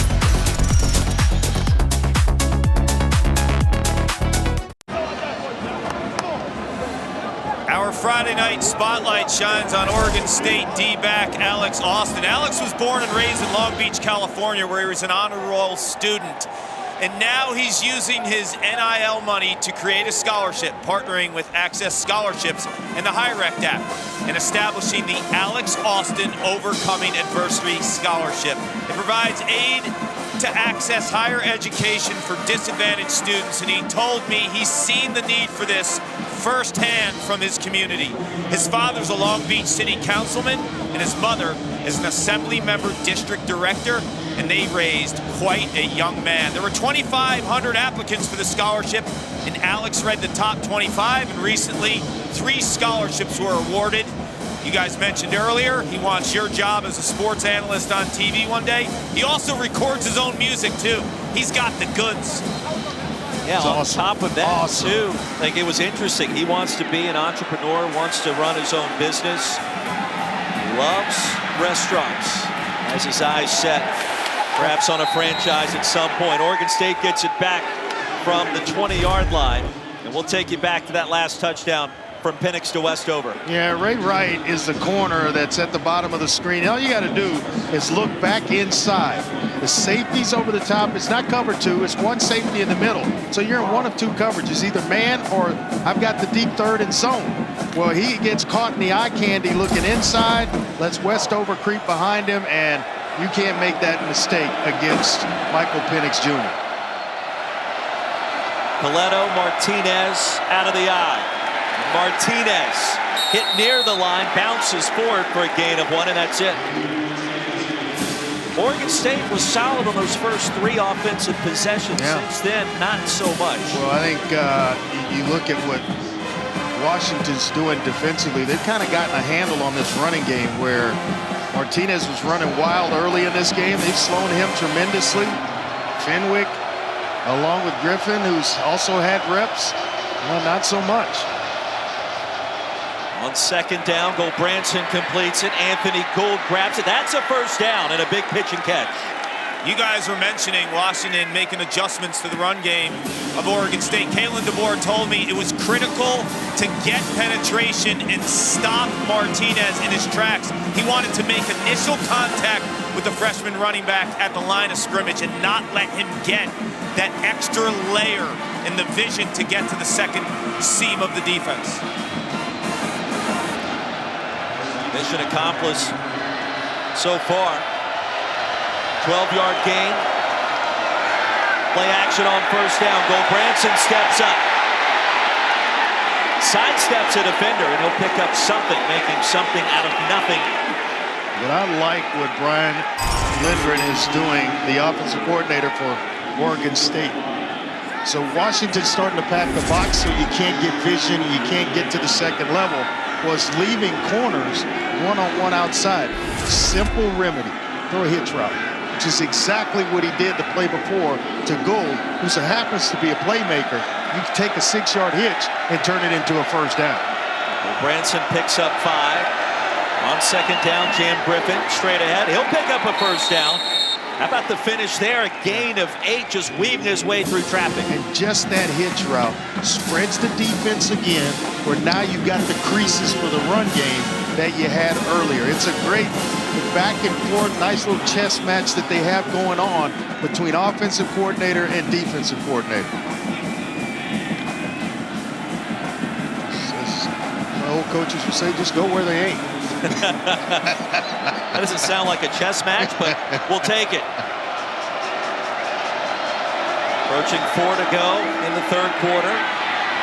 Quick hitch is there into plus territory on first down. Goes Harrison. I love it. Hard tackle by Turner. It's just a simple answer to, you're going to pack the box, I'm just going to spin it outside.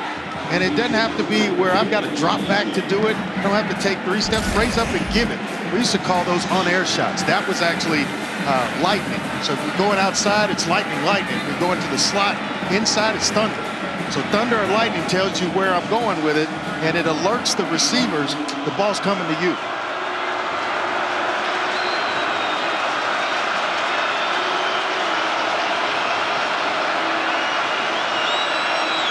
In the box for the Huskies. And a timeout called by the Beavers. First charge timeout. Tied at 14, 3:40 remaining. Entertaining game in the third quarter here in Seattle.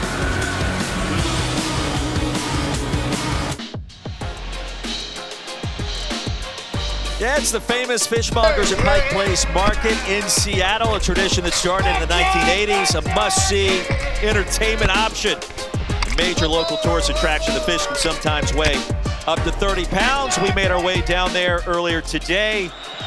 Enjoyed some outstanding clam chowder. Yes, we did. Had a great time. My man Sizzle with the clam chowder. Second down out of the timeout. Handoff. First down for Oregon State. That was Martinez, his first big burst since the first quarter. I had to drag both of you guys to the market. Here we That's go. a fact. And you didn't even want to try the clam chowder. And by the time you ate it, you said it was the best you ever had. You guys are losers. Wow. I'm gonna leave one question. Who said let's go eat? You said the text. Who put the text out You there? wanted to go to like a fancy sit-down. I wanted to feel the culture. He's dragging us. Yeah, right. We were all starving. I want to know the recipe of the clam chowder It was good. because Simple on the as sign it said it was the best in the world, and it was. Wide open, incomplete, and that could have been 6. Jan Griffin had nothing but turf in front of a defender. Wondering if it didn't affect that throw when you have Griffin running that wide open. It's not adrenaline that's still flowing through Gulbranson. Well, the wheel route was wide open. Just wide open. Let's put it on him. Gulbranson, of course, the backup starting this season behind Chance Nolan, still in concussion protocol. But he's been pretty good coming off the bench. 3-0 as a starter. Handoff, no gain. Griffin stacked up. That was it. Tooley brought him down. They're dialed in on stopping this run. They've been pretty good against the run most of the year. Second in the conference and 21st overall, only allowing 110 yards rushing. So what Oregon State was doing early in this ball game is kind of uncharacteristic of what Washington allows or has allowed this season. Third down and 10. Ninth play of the drive. We're going to see some pressure here. Here it comes. Martin gets there. Well, he got there, but he got a handful of face masks, and it's going to give Oregon State an automatic first down here. Just went high instead of going around the waist, and he got a handful of the face mask of Ben Gulbranson.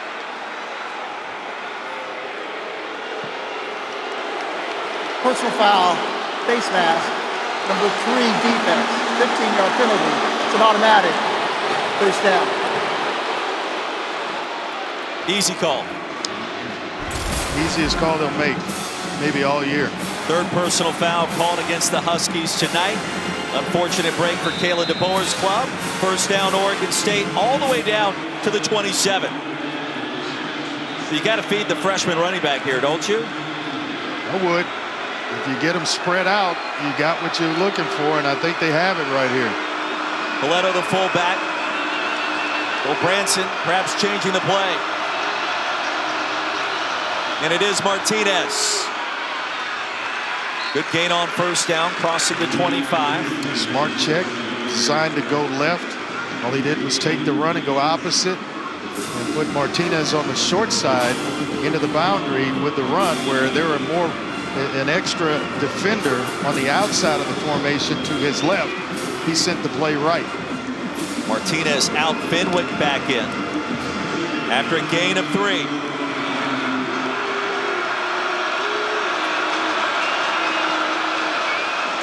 Touch for Fenwick. Bolts through the middle. Stopped at the 19. A 5-yard pickup. Bruner got him. Here we go again. This is right on schedule for Oregon State. Methodically moving the ball, moving the chains, and find themselves again in a third down and short. Another trip into the red zone.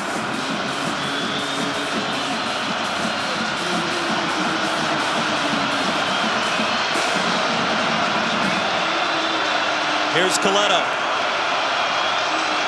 And now Fenwick takes it. Over the right side, Fenwick! End zone! Oregon State back in front. Another impressive drive on the ground. Oh, he should go back and give Jack Coletto a high five and a big thank you and a hug, because he threw one heck of a block that opened it up for Fenwick. The lead block by Coletto freezes the linebacker. He couldn't get free, puts him on his back. And that allowed Fenwick to turn and get his shoulder pad squared up to the end zone and basically walking in. We talked with Jonathan Smith about bringing Coletto over to offense. Extra point is good. And he said, you know what? When he's on the field, he don't care. He does not care. He's going to sacrifice his body. He'll provide the block. He'll get the first down. He'll score the touchdown. And he just brings it. There's not a lot of guys that are going to put Tuputala on his back in this conference or in the country. And Coletto just did exactly that. I mean, that's a pancake block, lead block from a fullback. Or quarterback. Yeah. That sounds even better. You know, he was recruited as a quarterback, so when he told Jonathan Smith he wanted to move to linebacker, his coach was a little shocked. He asked him if he ever played defense. His response was only safety in high school, but he sized out of that position. So now he plays offense, he plays defense. He's tough as nails, too. And Roy, when you and I had that conversation with Jack Coletto, he said he got his toughness from his dad, who's a construction worker, and he was hard on him and made him a tough football player. And his mom never had the sympathy, and he's got the older brother, the fist fights with him back home. Like, this kid, when you talk to him, if you think about a two-way player who smashes the opposition like he does in college football, he's exactly who you think he would be. Absolutely. Gritty and tough as nails. Davis around the 5. And a quick burst. Wow. Good field position for the Huskies ahead to the 34. Now let's take a look who's winning together. Brought to you by Dave & Buster's. We'll do that in a minute. Alabama LSU coming up tomorrow night at 7 o'clock Eastern on ESPN. Bryce Young, Jay Daniels, two of the top quarterbacks in the SEC and in the country. Brian Kelly, year number 1, starting to figure things out. The Southeastern Conference playoff implications at stake as well. The Crimson Tide sitting at number 6. A lot of coaches run from the SEC. Brian Kelly ran to it. Yes, he did. How about Daniels? His ability as a runner. Hand off, Talapapa. Good gain on first down. That'll give him a first down. Pickup of 12. Now, Washington finding themselves in a position Oregon State was just in, having to answer Oregon State's points. 11 plays, 79 yards for Oregon State on that drive, and ended with a Fenwick touchdown run. Second score of the night. The transfer from South Carolina to Sean Fenwick.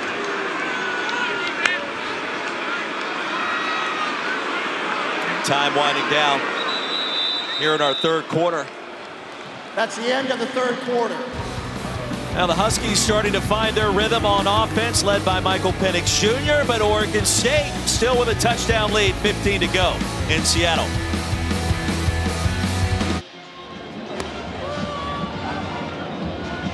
Back here at Husky Stadium, little love for Bob coming from the man with 2 touchdowns tonight, and Deshaun Fenwick. Transfer from South Carolina, Bradenton, Florida native. And a good scene tonight. 7-point game. Start of our fourth quarter. Andre Ware, Paul Carcaterra, Roy Philpott. Huskies have it 1st and 10. And with outstanding field position. Continuing this drive. Talapapa pinballs down after a gain of 2. More space. Oladapo brought him down to the cold turf. If you're just tuning in, wind is a factor. No question about it. It has gusted as high as 40 miles an hour at times today in the Seattle area. But no rain thus far. A few times you see Oregon State just go man across the board. Penix, quick delivery. Polk has it. Karem's out of bounds at the 45, a gain of 7. It was Austin that shoved him. And they've been changing looks, lining up and shifting on the front seven, or giving a look in the secondary and then rotating. Now there, they just line up and say, hey, we're going to go man-to-man, beat us. He found the guy he liked a lot in Jalen Polk to get to third down and short. And I got to believe this is 4-down territory if they don't pick this up here. Cameron Davis in the backfield. Will pick up the first down, upended, crossing the line. Needed 1, he'll gain 2. He was chopped down hard by Skylar Thomas. Here comes tempo for the Huskies. I'm shocked they haven't done this earlier. And they've got a receiver wide open. It's right Number of the formation. 58 for Washington is now wearing number 96. Odunze. Now they finally get right over there on him. Huskies in Oregon State territory. Davis straight ahead, a big gainer. Davis inside the 25. Spread them out. If they go, you're going to run the ball underneath, and you'll be one-on-one with a safety. If they stay, then you're going to spin it to the outside. Well, they spread out, and here comes Washington. Gain of 19 yards. Davis again. Keep feeding 22, crossing the 20 into the red zone. Cody Anderson with the tackle. They'll stop him officially near the 21. They told us he had breakaway speed, right? He has got it. Saw him on a couple of returns, on a kickoff return where he almost came loose, and a couple of occasions out of the backfield here. Cameron Davis has almost found the end zone. I would not wait for a defense to get set. I'm snapping it before they go cover up. Odunze in motion. Penix finds Polk somehow. There were 2 receivers close by. Polk grabs it right at the line, and that was it. I think he wanted to go deep down the sideline to Cameron Davis, but it was zone coverage, not the look that they thought they were going to get. And they had high help over the top where Davis couldn't get deep. So he was just forced to check it down. Talapapa, the running back, on 3rd and 6. And there for protection purposes. They're going to get edge pressure here. Odunze in the slot. Penix will look his direction. Fires a pass. Caught. Odunze. First down and goal for the Huskies. Jaden Grant with a tackle. Washington in business. Well, Jaden Grant's a good defender, but if you're going to put him on a wide receiver as a safety, I'm going to take that matchup every time you do it, and that's why Odunze came wide open there. Gain of 17. Talapapa has it. Weaving his way towards the goal line for a touchdown. This has turned into some ball game. And you got to give credit to both offensive coordinators for seeing the weaknesses in the defense and exploiting them. This job by Talapapa, the vision, and he knew it was time to put the foot in the ground and get up the field and into the end zone.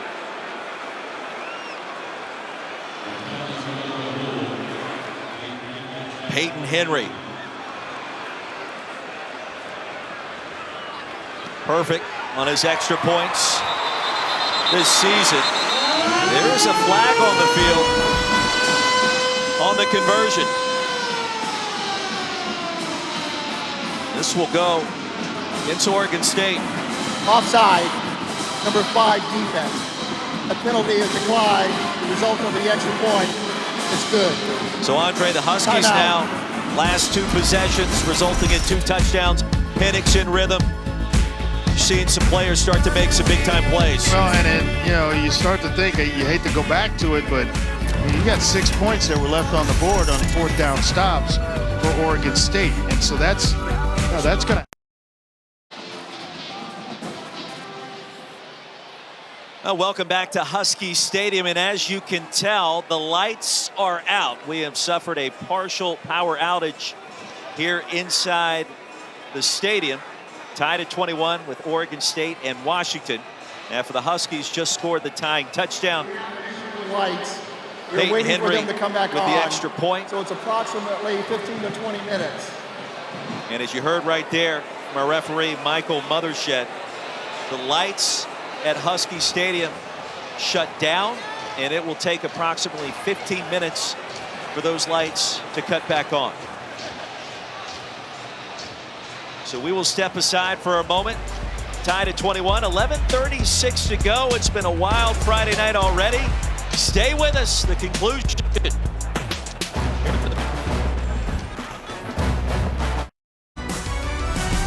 ESPN College Football is presented by Ram Trucks, built to serve.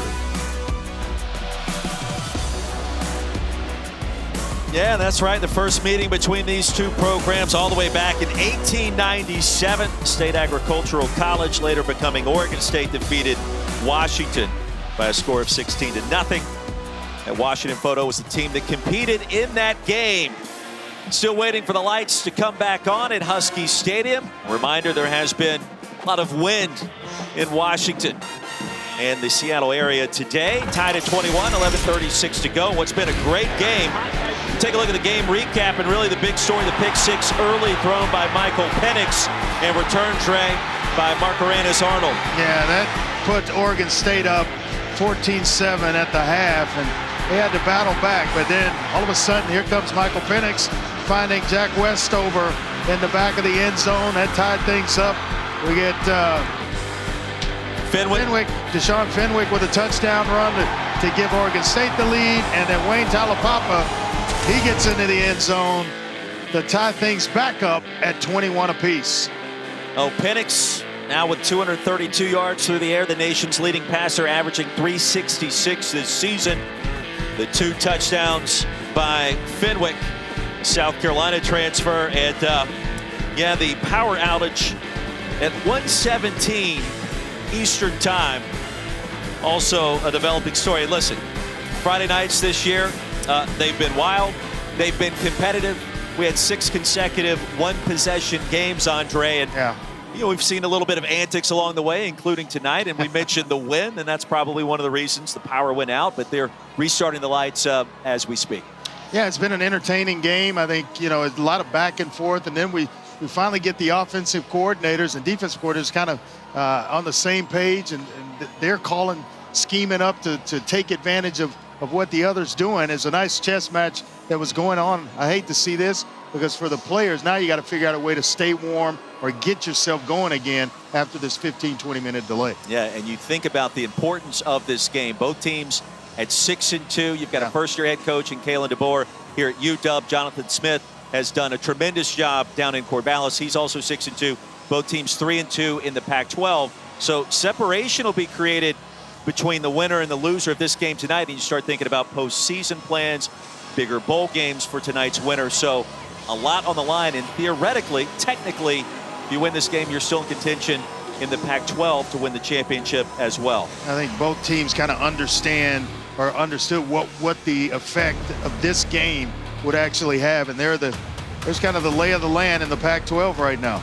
You see Beavers, Oregon State and Washington right there together. Yeah, right there. Beavers are ranked for the first time, according to the College Football Playoff Selection Committee, and that first release that came out last Tuesday. And we mentioned the greatness of Friday nights this year. Super. I mean, so many close games, incredible comebacks. Memphis, Houston comes to mind. And even a week ago, East Carolina with Conrad's field goal at the buzzer, the walk-off win on the road at BYU. Yeah, 2 seconds left. He kicks that baby through to give East Carolina the win, and we will see them next week in Cincinnati. So that another awesome Friday night on the horizon after this one, but we still got some left here before we start thinking about next week. But Friday night it's been awesome. Yeah, it really has exceeded our expectations. Well, just a year ago, these two teams played a phenomenal game as well. Remember, Washington had a 9-game winning streak in this series, but here come the Beavers. Jonathan Smith, coaching change at UW. Obviously, a year ago, Huskies jump out in front in Corvallis, and then the Beavers come roaring back. And it was 27-24 the final, the walk-off win with the field goal being made at the buzzer by Everett Hayes. Losing streak over to the Huskies.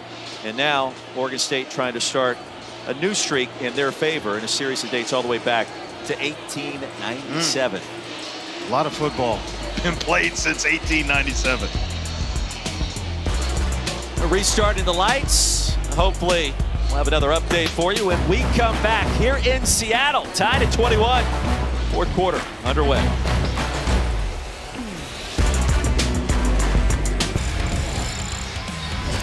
Now Damian Martinez, the freshman running back out of Louisville, Texas. What a first campaign he's enjoyed in Corvallis. Big numbers tonight and effective, especially early. Yeah, and he's gotten some pretty good blocks from Jack Coletto, who's helped him out tremendously as a lead blocker. But he is a special talent. Just a freshman coming in here, and there was a three-man rotation. He started to separate the last game against Colorado, and he has not looked back ever since. You know, Clark talked about how he was lightly recruited coming out of high school. And it's interesting, he really said he fell in love with Corvallis because of the small town feel. And he said, when I went there on my official visit, it was business and football. And that was it. And he goes, that's what I need. That's what I wanted.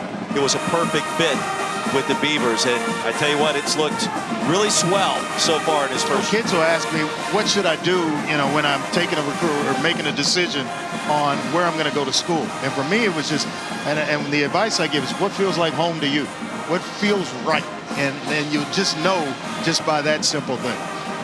Yeah, when you watch him play tonight, gentlemen, too, like he doesn't look like a freshman running back. And I was sitting next to him just moments ago. He was on the heated bench. There's been a lot of downtime here. I said, you didn't need one of these in Texas, did you? He said, nope. But the reality of all this with Damian Martinez is he was lightly recruited. But when you think about his production and the way that this team is built for the future with a young offensive line, Andre, I think the sky's the limit. He's going to be a household name eventually. Well, and you look at their two top receivers to go along with that offensive line, or two of the top receivers in Gould and Bolden, they're just sophomores. The offensive line only has one senior, and that's Kipper, the right guard. They're all coming back. So this is a talented Oregon State football team. It's not going anywhere. Yeah, and I'll be honest with you, he reminds me of a young Steven Jackson, and big shoes to fill. We will see if Damian Martinez can continue down that road. And you also wonder, is he perhaps our next Friday night phenom? We have seen tremendous performances this season, going all the way back to the Florida State-Louisville game. And even before then, Jacoby Windman, the 4 sacks, tackles for loss, Malik Cunningham, Johnny Wilson, some explosive stars we've seen. How about Dorian Thompson-Robinson, 368 total yards, 4 touchdowns. Against Washington. And he hadn't slowed down yet. Yeah. He is still rolling. So it's, there's some good ones on Friday night. There's the last 4. Keaton Mitchell, who had 176 yards rushing. Then Eric Prince, who had an outstanding game. That was kind of a coming out party for him. And we will see Keaton Mitchell and those Pirates, head coach Mike Houston, a week from tonight on the road in the Queen City against Cincinnati. And East Carolina's going to have something to say about how that AAC race finishes up. Michael Penix, big factor in the Pac-12 this year. He's finally putting up big numbers tonight after that early pick 6. Yeah, he put it behind him, and he's gone to work. It's like a veteran or savvy veteran quarterback would do, and he's brought his team back. I'm back in this thing with a touchdown pass to Westover. They are right back in the thick of things as we're tied at 21 apiece, and it's like the lights are starting to come on around here. 11:36 to go. The lights are on. Teams are warming up. We're just about set to wrap this one up in Seattle when we return.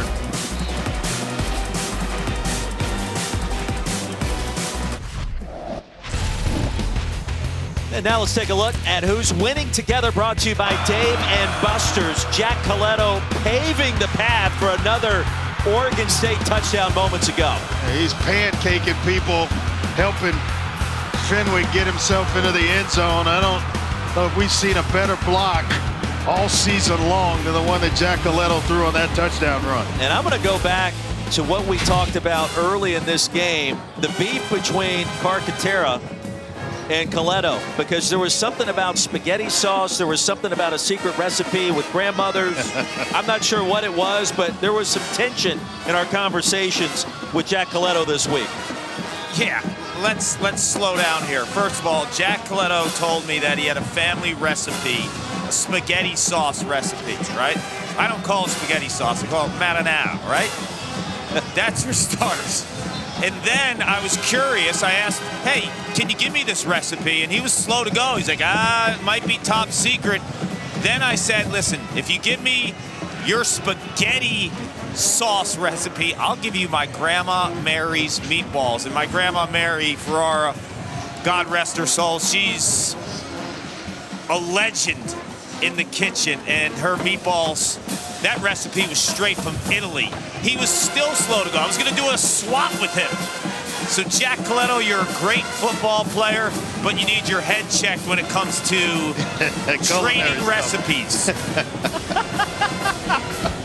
Paul Carcaterra, ladies and gentlemen, bringing the heat late or early on a Saturday morning, depending on where you're watching us tonight.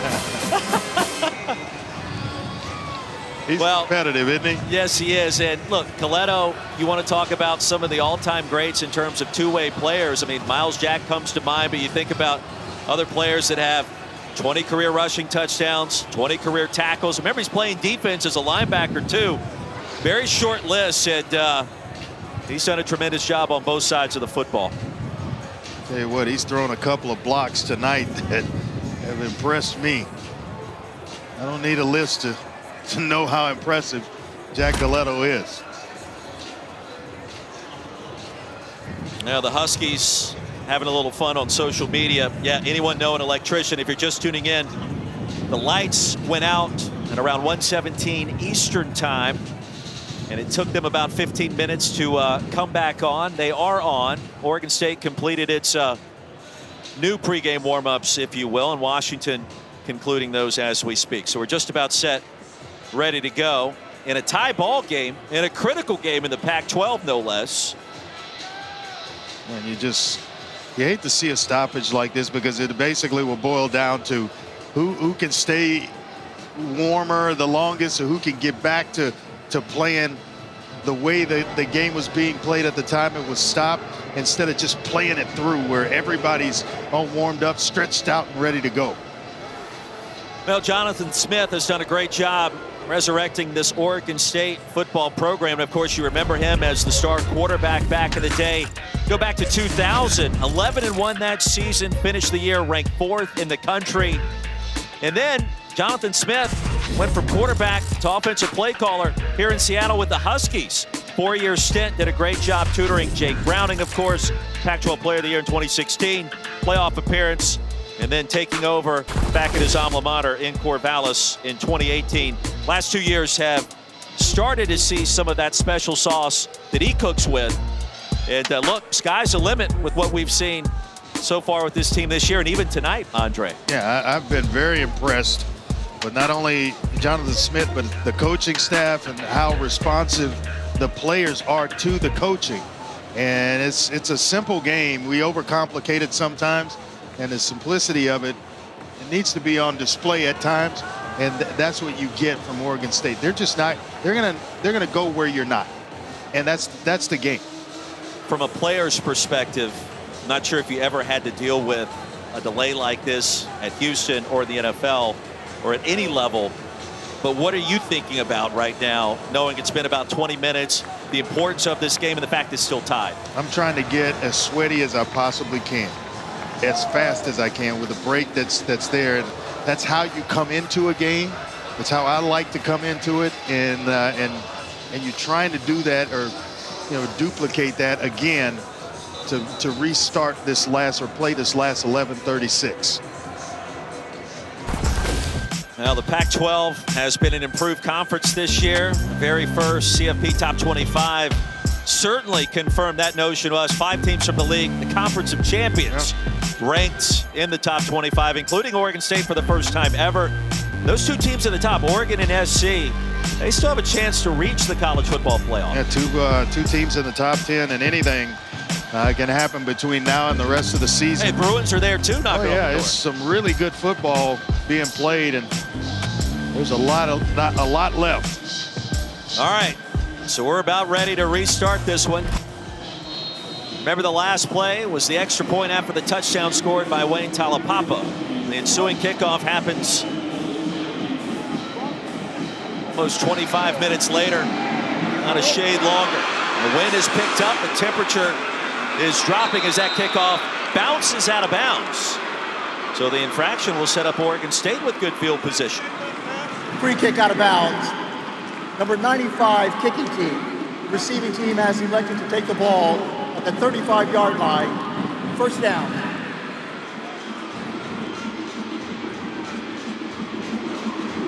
Good field position after the kick out of bounds, and that's what you're talking about, right? You know what I was talking about in terms of getting warm. You start things back up with a kick out of bounds. It gives the opponent excellent field position. Martinez, the running back, through the A gap, bolts ahead to the 39, a 4-yard gain. He is a good-looking player, isn't he? He's shown us some speed. He's shown vision. He's shown power.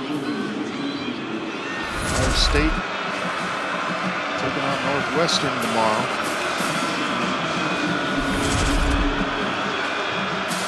Martinez approaching 100 yards on the ground, 16 touches, 96 thus far.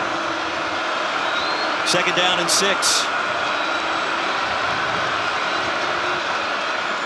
Freshman back again. Lasso from behind, breaks free.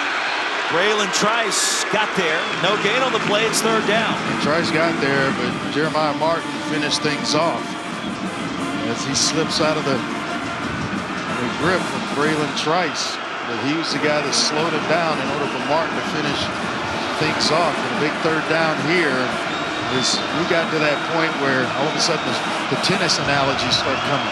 Who can hold serve here and who can break? Beavers 4 for 8 on third down. Brown still in it. Branson wants to go deep and does. Has a man.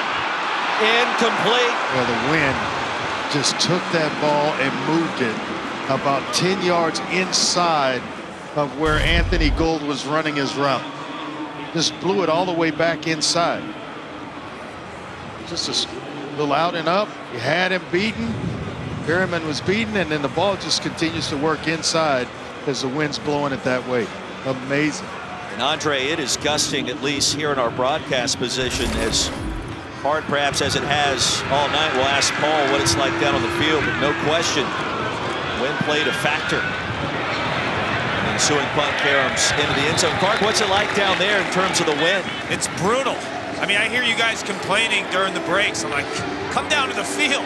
It's colder than it's been the entire game, and the wind, I feel like it's swirling heavier now than ever, too. You saw on that last pass, and it's really hard to predict. That's the thing. Like, a lot of times I've been in stadiums, you feel the wind is going from one direction to another. Here, it's very unpredictable. Like, you can't get a beat on it. It just swirls. And close by, we've seen winds gusting over 60, 80, 100 miles an hour, the greater Seattle area. Earlier today, it's been the forecast most of the week. In addition to rain, we did not get the precip during this one so far. Quick toss in the flats, Talapapa. Penix not accurate. Pressure coming from Riley Sharp. He's been very active tonight. Sharp has, in terms of his pass rushing skills. He has forced a couple of quick passes from Michael Penix Jr. Penix 21 of 37 for 232. Touchdown and a pick.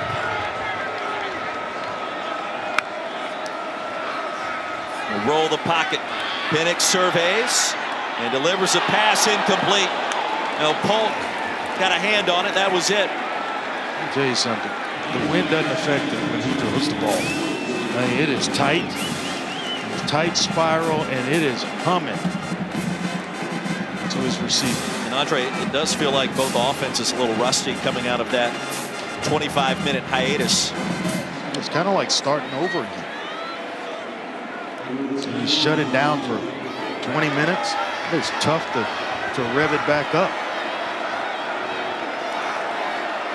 3rd down and 10.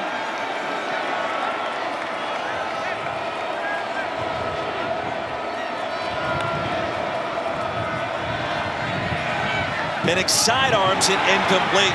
Looking for his tight end. That was Devin Colt. 3 and out for the Huskies. I don't think Colt would have had the yardage necessary for a 1st down. He's going to catch it and have some room to run, but I don't know that he gets there. It's a job defensively by Oregon State once again. That win, you'll see if it impacts the snap as Jack McAllister's back on the field. Dropped 1 in the 1st half, not this time. And a wobbler will bounce into Oregon State territory. And the Beavers will get it at their 36. Well, we got UFC at the Apex in Vegas tomorrow night with superb women's strawweight main event. Marina Rodriguez, a big-time striker, and Amanda Lemos Class. Lemos recently said the fight will be fire and an absolute brawl. You can catch the main card starting at 7 p.m. Eastern, prelims 4 p.m. Catch it all on ESPN Plus and the ESPN app. Andre, it seems appropriate that Carcaterra read that promotional read tonight, right? He's been Absolutely. ready to roll. Sitting on edge all game. A little edgy. Yeah, all the time, brother.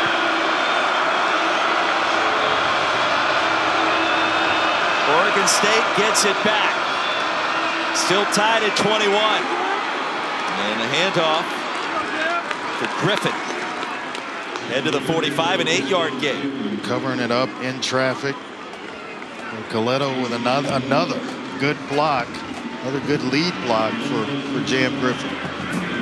You remember what the Washington defense told us, and in fact it was co-coordinator William Inge, Chuck Morrell, whenever Coletto was on the field, said his linebackers going to take it personally.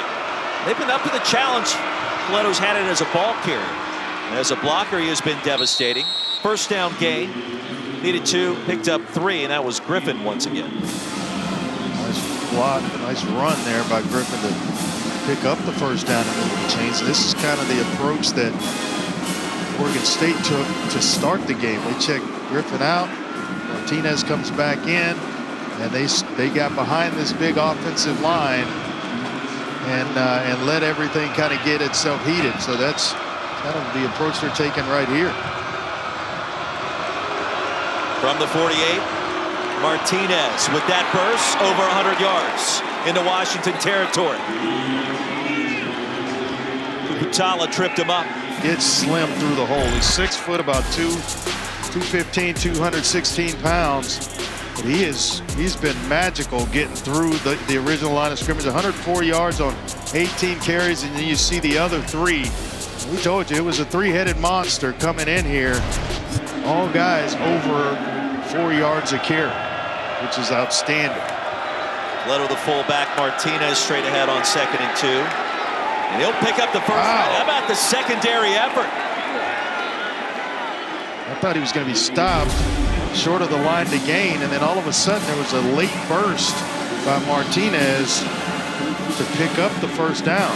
Looks like he stopped, and all of a sudden he doesn't stop playing. Everybody else does, and he ends up with a 1st down. Oregon State on the move, halfway home here in our 4th quarter in Seattle.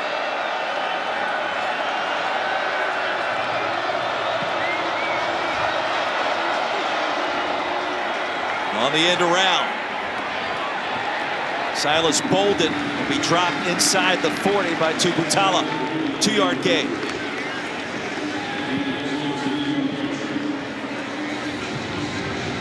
Well, Martinez, last 3 games, including tonight, hitting that century mark, has been so impressive in his 1st season. You see the numbers steadily starting to rise. He enrolled early in Corvallis in January after that high school career came to a close in Texas. Stays on the field here. Oregon State will be backed up 5 yards. Pre-snap penalty against Oregon State. False start, number 75, offense. 5-yard penalty. Still second down. Third false start penalty called tonight against the Beavers. Make it 2nd and 13. Remember, this is not a place of going at a pretty good clip, but then you get them behind the down and distance marker, making it long yardage situations. Not where Oregon State wants to live and do business. Now 5 straight runs to start this drive for the Beavers.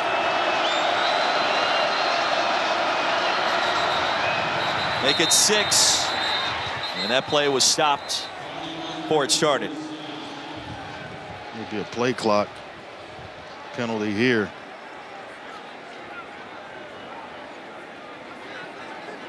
Delay a game. Offense. 5-yard penalty. Still second down. Clock operator, please. Put 6:16 on the game clock. 6:16. Thank you. Right. Making it tough on themselves. 2 pre-snap penalties in a row for Oregon State. Such a disciplined team that you don't normally see that. Well, you've looked at me during several breaks tonight commenting on how well coached Oregon State is many different ways. So very unexpected to see that. 2 straight infractions. Screen pass goes nowhere. Going back is Griffin. He's going to lose yards. Wow. What started as a promising drive, Oregon State going in the wrong direction. It was Cam Bright that time. Yeah, first man on the scene, number 2, and Cam Bright reads it out and just kind of upends Jam Griffin, not letting him get any momentum started down the field. And this is 3rd and Seattle right here for Oregon State. There's not a play in the playbook designed to convert 3rd and 24. 2 penalties, a loss of 6. Brown fielded it. Conservative call, Jam Griffin. Back into UW territory, but well short of first down yardage. It was Cam Bright. Beavers going to have to punt it away. A 7-yard gain on 3rd and 24. Now a golden opportunity for Michael Penix Jr. and the Washington Huskies. Dre, it's felt like that they have trailed all night long. Yeah, and now with an opportunity to somewhat break serve here. And you've got an experienced quarterback, a guy that you would want in this position to try to close out a game. The Huskies, in fact, have not led tonight. It's been tied 3 different occasions. How about this punt? Wow. Down inside the 5. Luke Loescher. A brilliant effort to pin the Huskies back deep. Still tied at 21. 4:33 to go in Seattle. Come back with us. Now the featured ESPN college football game. Bryce Young, number 6, Bama, squaring off against Jaden Daniels and 10th ranked LSU in Death Valley. Implications in the SEC West and with the college football playoff perhaps on the line tomorrow night, 7 Eastern. For Pacific, ESPN also on the app. Back in Seattle, tied at 21. Crunch time has arrived at Husky Stadium. Handoff, a 1-yard gain for Cameron Davis. That's it. This is where, backed up like this, I think I'm crazy, but I would take a shot if I'm... What about the wind? No, it doesn't matter for Penix. He's played in it all game long, been able to spin it. This is where you take a shot. Off the hitch, quick delivery, bolting forward is Davis. Gain of 3, and quickly it's 3rd down. The tackle by Rawls. Everybody's thinking that, and you got an injured Oregon State player down. Is James Rawls made the last tackle. But everybody's thinking you're going to run it, so you as well throw one deep and see if you can come up with a pass interference, a catch, and the worst thing that could happen with an experienced quarterback is an incompletion. Rawls, the redshirt junior out of Inglewood, California.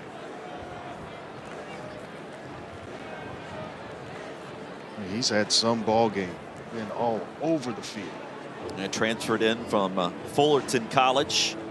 played back in 2018. Now on his feet, that's a good sign. Important 3rd down and 5 upcoming, less than 4 to go. Huskies do have all 3 timeouts at their disposal. Oregon State with 2 left.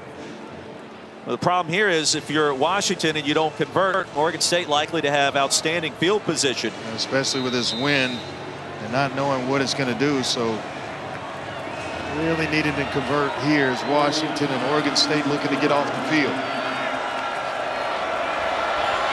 That's the biggest play of the night. It's been a long night after an extended power outage here in our 4th quarter. 3rd down, Penix. Tight end has it. That's enough for a 1st down. Devin Colt. Another reception, his 2nd of the night, and a gain of 8. I want to say the other one came on 3rd down where they motioned to back out, snuck the tight end out, and just waited for things, zone drops to take place.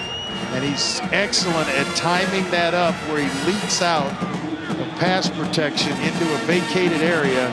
And Penix knew exactly where his tight end was going to be. Approaching 250 yards through the air is Penix, the nation's leading passer. Huskies will get Oregon on the road next week. Trying to beat Oregon State, who's back in the top 25 this week. Odunze has it. Across the 20, a gain of 7. Hodgins in his face once again. And to sidearm one out. All of a sudden, they're going to go some tempo here, try to speed this thing up. Approaching 2.5 to play. Odunze's been targeted often tonight. Handoff right up the middle. Davis. Across the 35. The tackle by Austin and give him 15. Well, if he stops with the wiggle in and just run, he may be on the safety Grant all alone. All he had to do was veer right and hit the gas a little bit. Wind swirling, gusting. Have to think that would impact the play calling on this drive. Field goal wins it, but kicking a field goal in these conditions could be quite tough. Yet to see it tonight. On 1st down, Penix slings it. And Polk ushered out at the 40, a 3-yard gain. Odunze with a nice block to help out Polk turn the corner a little bit and get positive yards, because originally it looked like it wasn't going anywhere, and then the block helped him out tremendously. Well, Peyton Henry has had a solid season, 11 of 13 field goals, including that 50-yarder at the Rose Bowl against UCLA. Leg strength is there. The accuracy has been there. See if he gets a chance. Penix directing traffic. It'll be 3rd down. So he may have just thrown that one away. Eligible receiver number 37 was in the area. Corner, and he didn't. Westover was close enough to avoid the flag. Huskies 60% on 3rd down tonight. 5 for the last 6. Another big play. There's the tight end, Colt. Not in the game is Westover.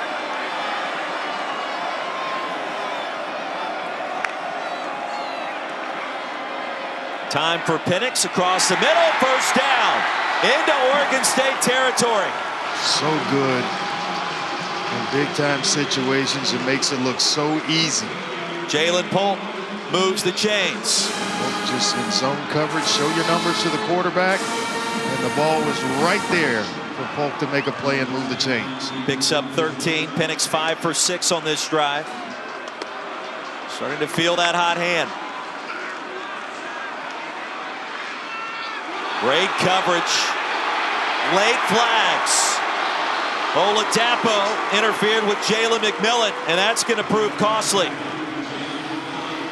He just kind of had him around the waist and propelled himself across his body to get a hand on it, and that's a free 15. Pass interference, number 28 defense. The ball will be placed at the spot of the foul. It's an automatic 1st down. So a little bit less than 15 because of where it happens. Here come the Huskies with plenty of time and a bunch of timeouts in their back pocket. Light drizzle starting to fall here in Husky Stadium as well.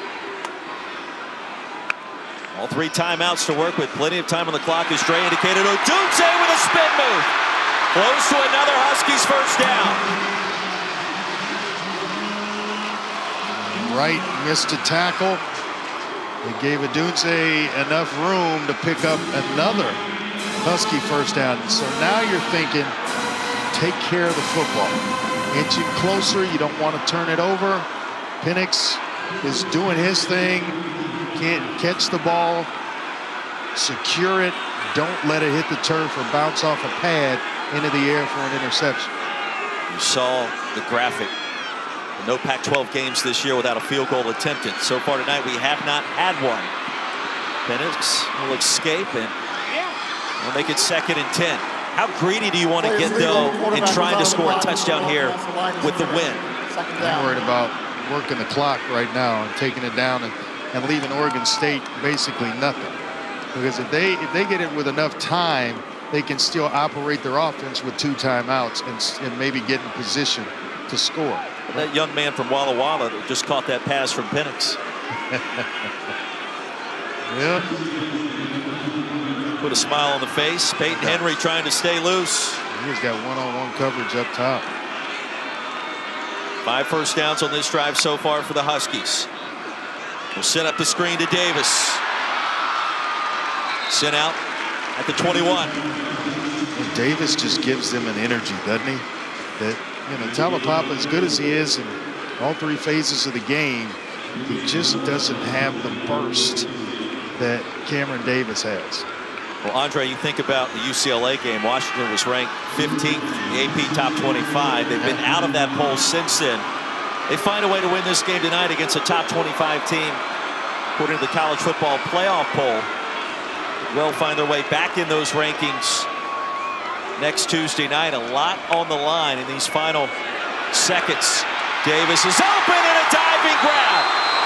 That'll be enough for a first down. What a catch. What a dynamic player. Cameron Davis putting on a show on the most important possession of this game. Out in front, and a nice diving, secure catch by Cameron Davis. And that's with all the pressure right in the face by Andrew Chatfield on Michael Penix. The 3rd down conversions, the precision passing. Michael Penix. He's got McMillan wide open right now.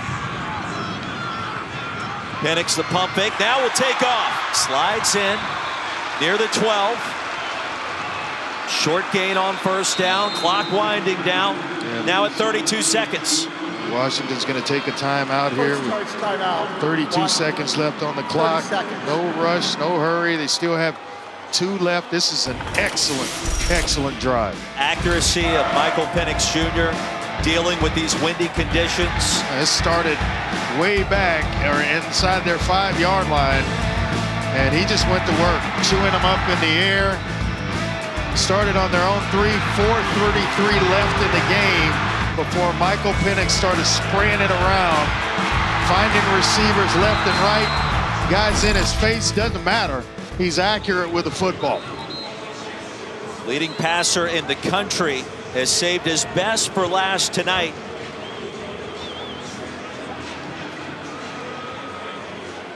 He's put up huge numbers, passing touchdowns, yards, obviously. Well, that's the question. A lot of people, well, can he do it with the game on the line? And there's no doubt about it. This drive is orchestrated the right way and on the arm of Michael Penix Jr. Davis motions out, empty backfield. Penix 8 of 10 on this drive. He's got one-on-one coverage. Jet sweep. Jackson dives across the 5. It'll be first down and goal. And they still have timeouts, so they can take one and not have to rush here. 24 seconds remain. Oregon State takes the timeout. Second charge timeout. Oregon State. 30 seconds. Missed tackle against Giles Jackson. You talk about an effort to try to get into the end zone. Boy, he dove from about or what was it, about the 7-8 yard line or so? That's wanting to get in right there, my friend. What a game. What a season this has been in the Pac-12 and on Friday nights. Outstanding performance for Michael Penix Jr., who is making his case to be our Friday night phenom. 9 completions on this possession to 5 different receivers. And some last-minute instructions given by his head coach, Kalen DeBoer. Amazing. Drive started on their own 3, and he has just marched them down to about the 2-yard line of Oregon State. Been a long night. Look where Colorado came from. 2 timeouts to work with, 24 seconds left. Penix rolls it out, flips it, incomplete. Davis was open. And a lot happening in that sequence on the 15th play of the drive. Oladapo with the quick pressure on Penix. And that forced a throw that he may not have been quite ready to make. Field goal still wins it. Still plenty of time on 2nd and goal.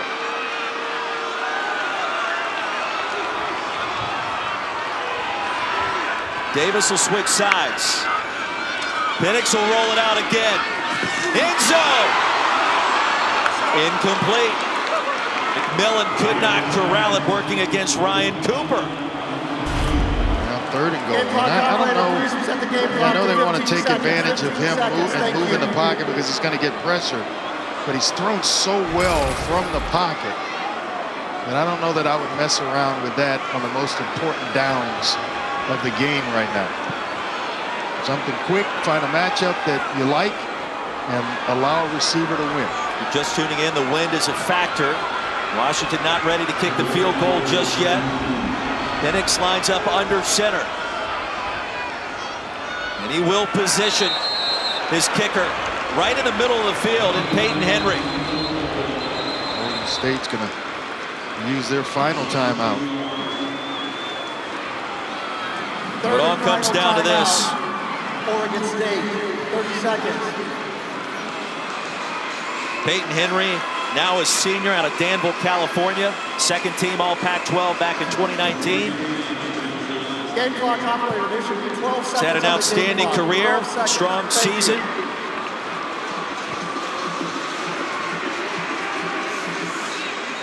What amounts to glorified extra point to win it. Nothing's given. On a windy night, snap's got to be perfect. The hold has got to be perfect without the laces pointing at the kicker. And of course, he's got to find a way to knock it through on a crazy, crazy night. Jaden Green is the long snapper. Jack McAllister, the holder. Henry, the kicker.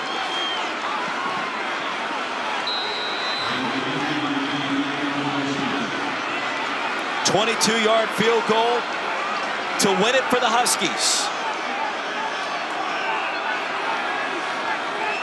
Henry on the way, and it's good. Penalty flag at the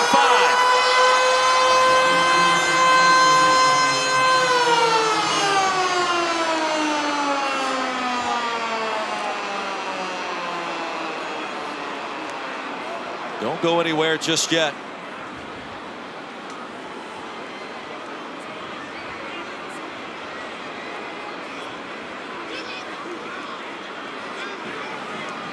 Personal foul, leaping, number 28 defense.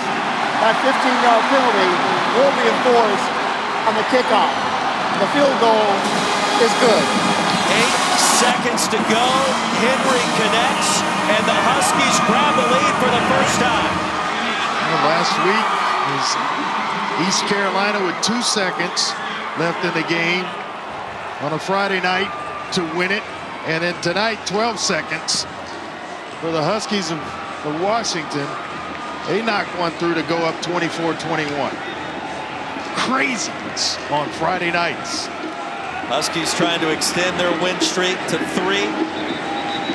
More importantly, improve to 7-2 overall, 4-2 in the Pac-12. cement their status in the upper echelon of the conference and improve league this year. Big reason why Michael Penix Jr., who has been sensational in tough conditions, 40-mile-an-hour wind gusts, not to mention the lengthy power outage delay that occurred here in the fourth quarter. And now if you're Oregon State, looking for some kind of miracle.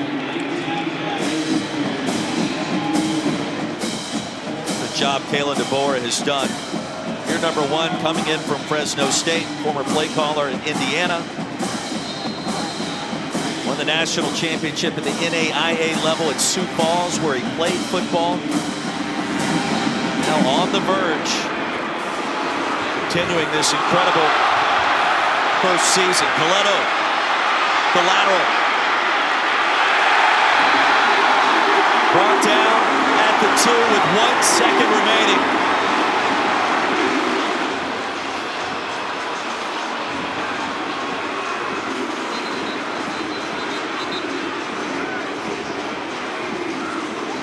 You got a flag down.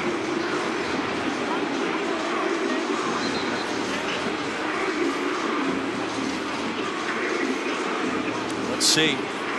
The penalty is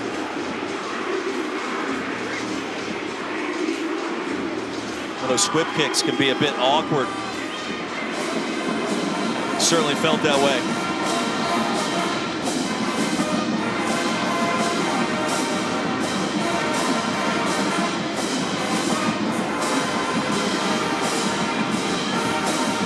Penalty goes against the Huskies. They'll move it out to the 18. 3 seconds. Thank you. We'll add 2 more The seconds. foul was unsportsmanlike conduct on number 10 of the kicking team. That penalty is enforced at the end of the play, 15 yards, first down. Game clock operator, please reset the game clock to 3 seconds, please. 3 seconds.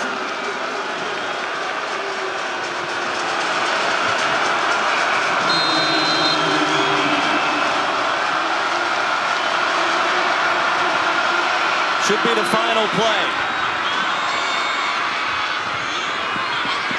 3 laterals make it 4. Back to Martinez. Racing along the far side.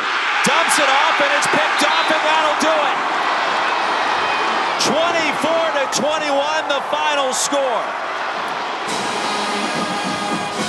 Ubiquulanen secures the final turnover on a night in which the power went out in Seattle. It remained on for the Huskies offense, and they had just enough to win their 3rd straight. 24-21 the final score. What a ball game and what a finish. Pac-12 After Dark wins the night again. For Andre Ware and Paul Carcaterra, I'm Roy Philpott. There is a fight happening on the field, and that is not what you want to see after a game like that.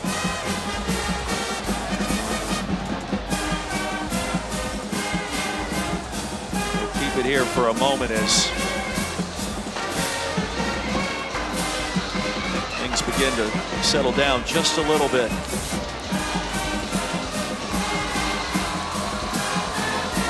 Jeremiah Martin will be escorted away from the sideline.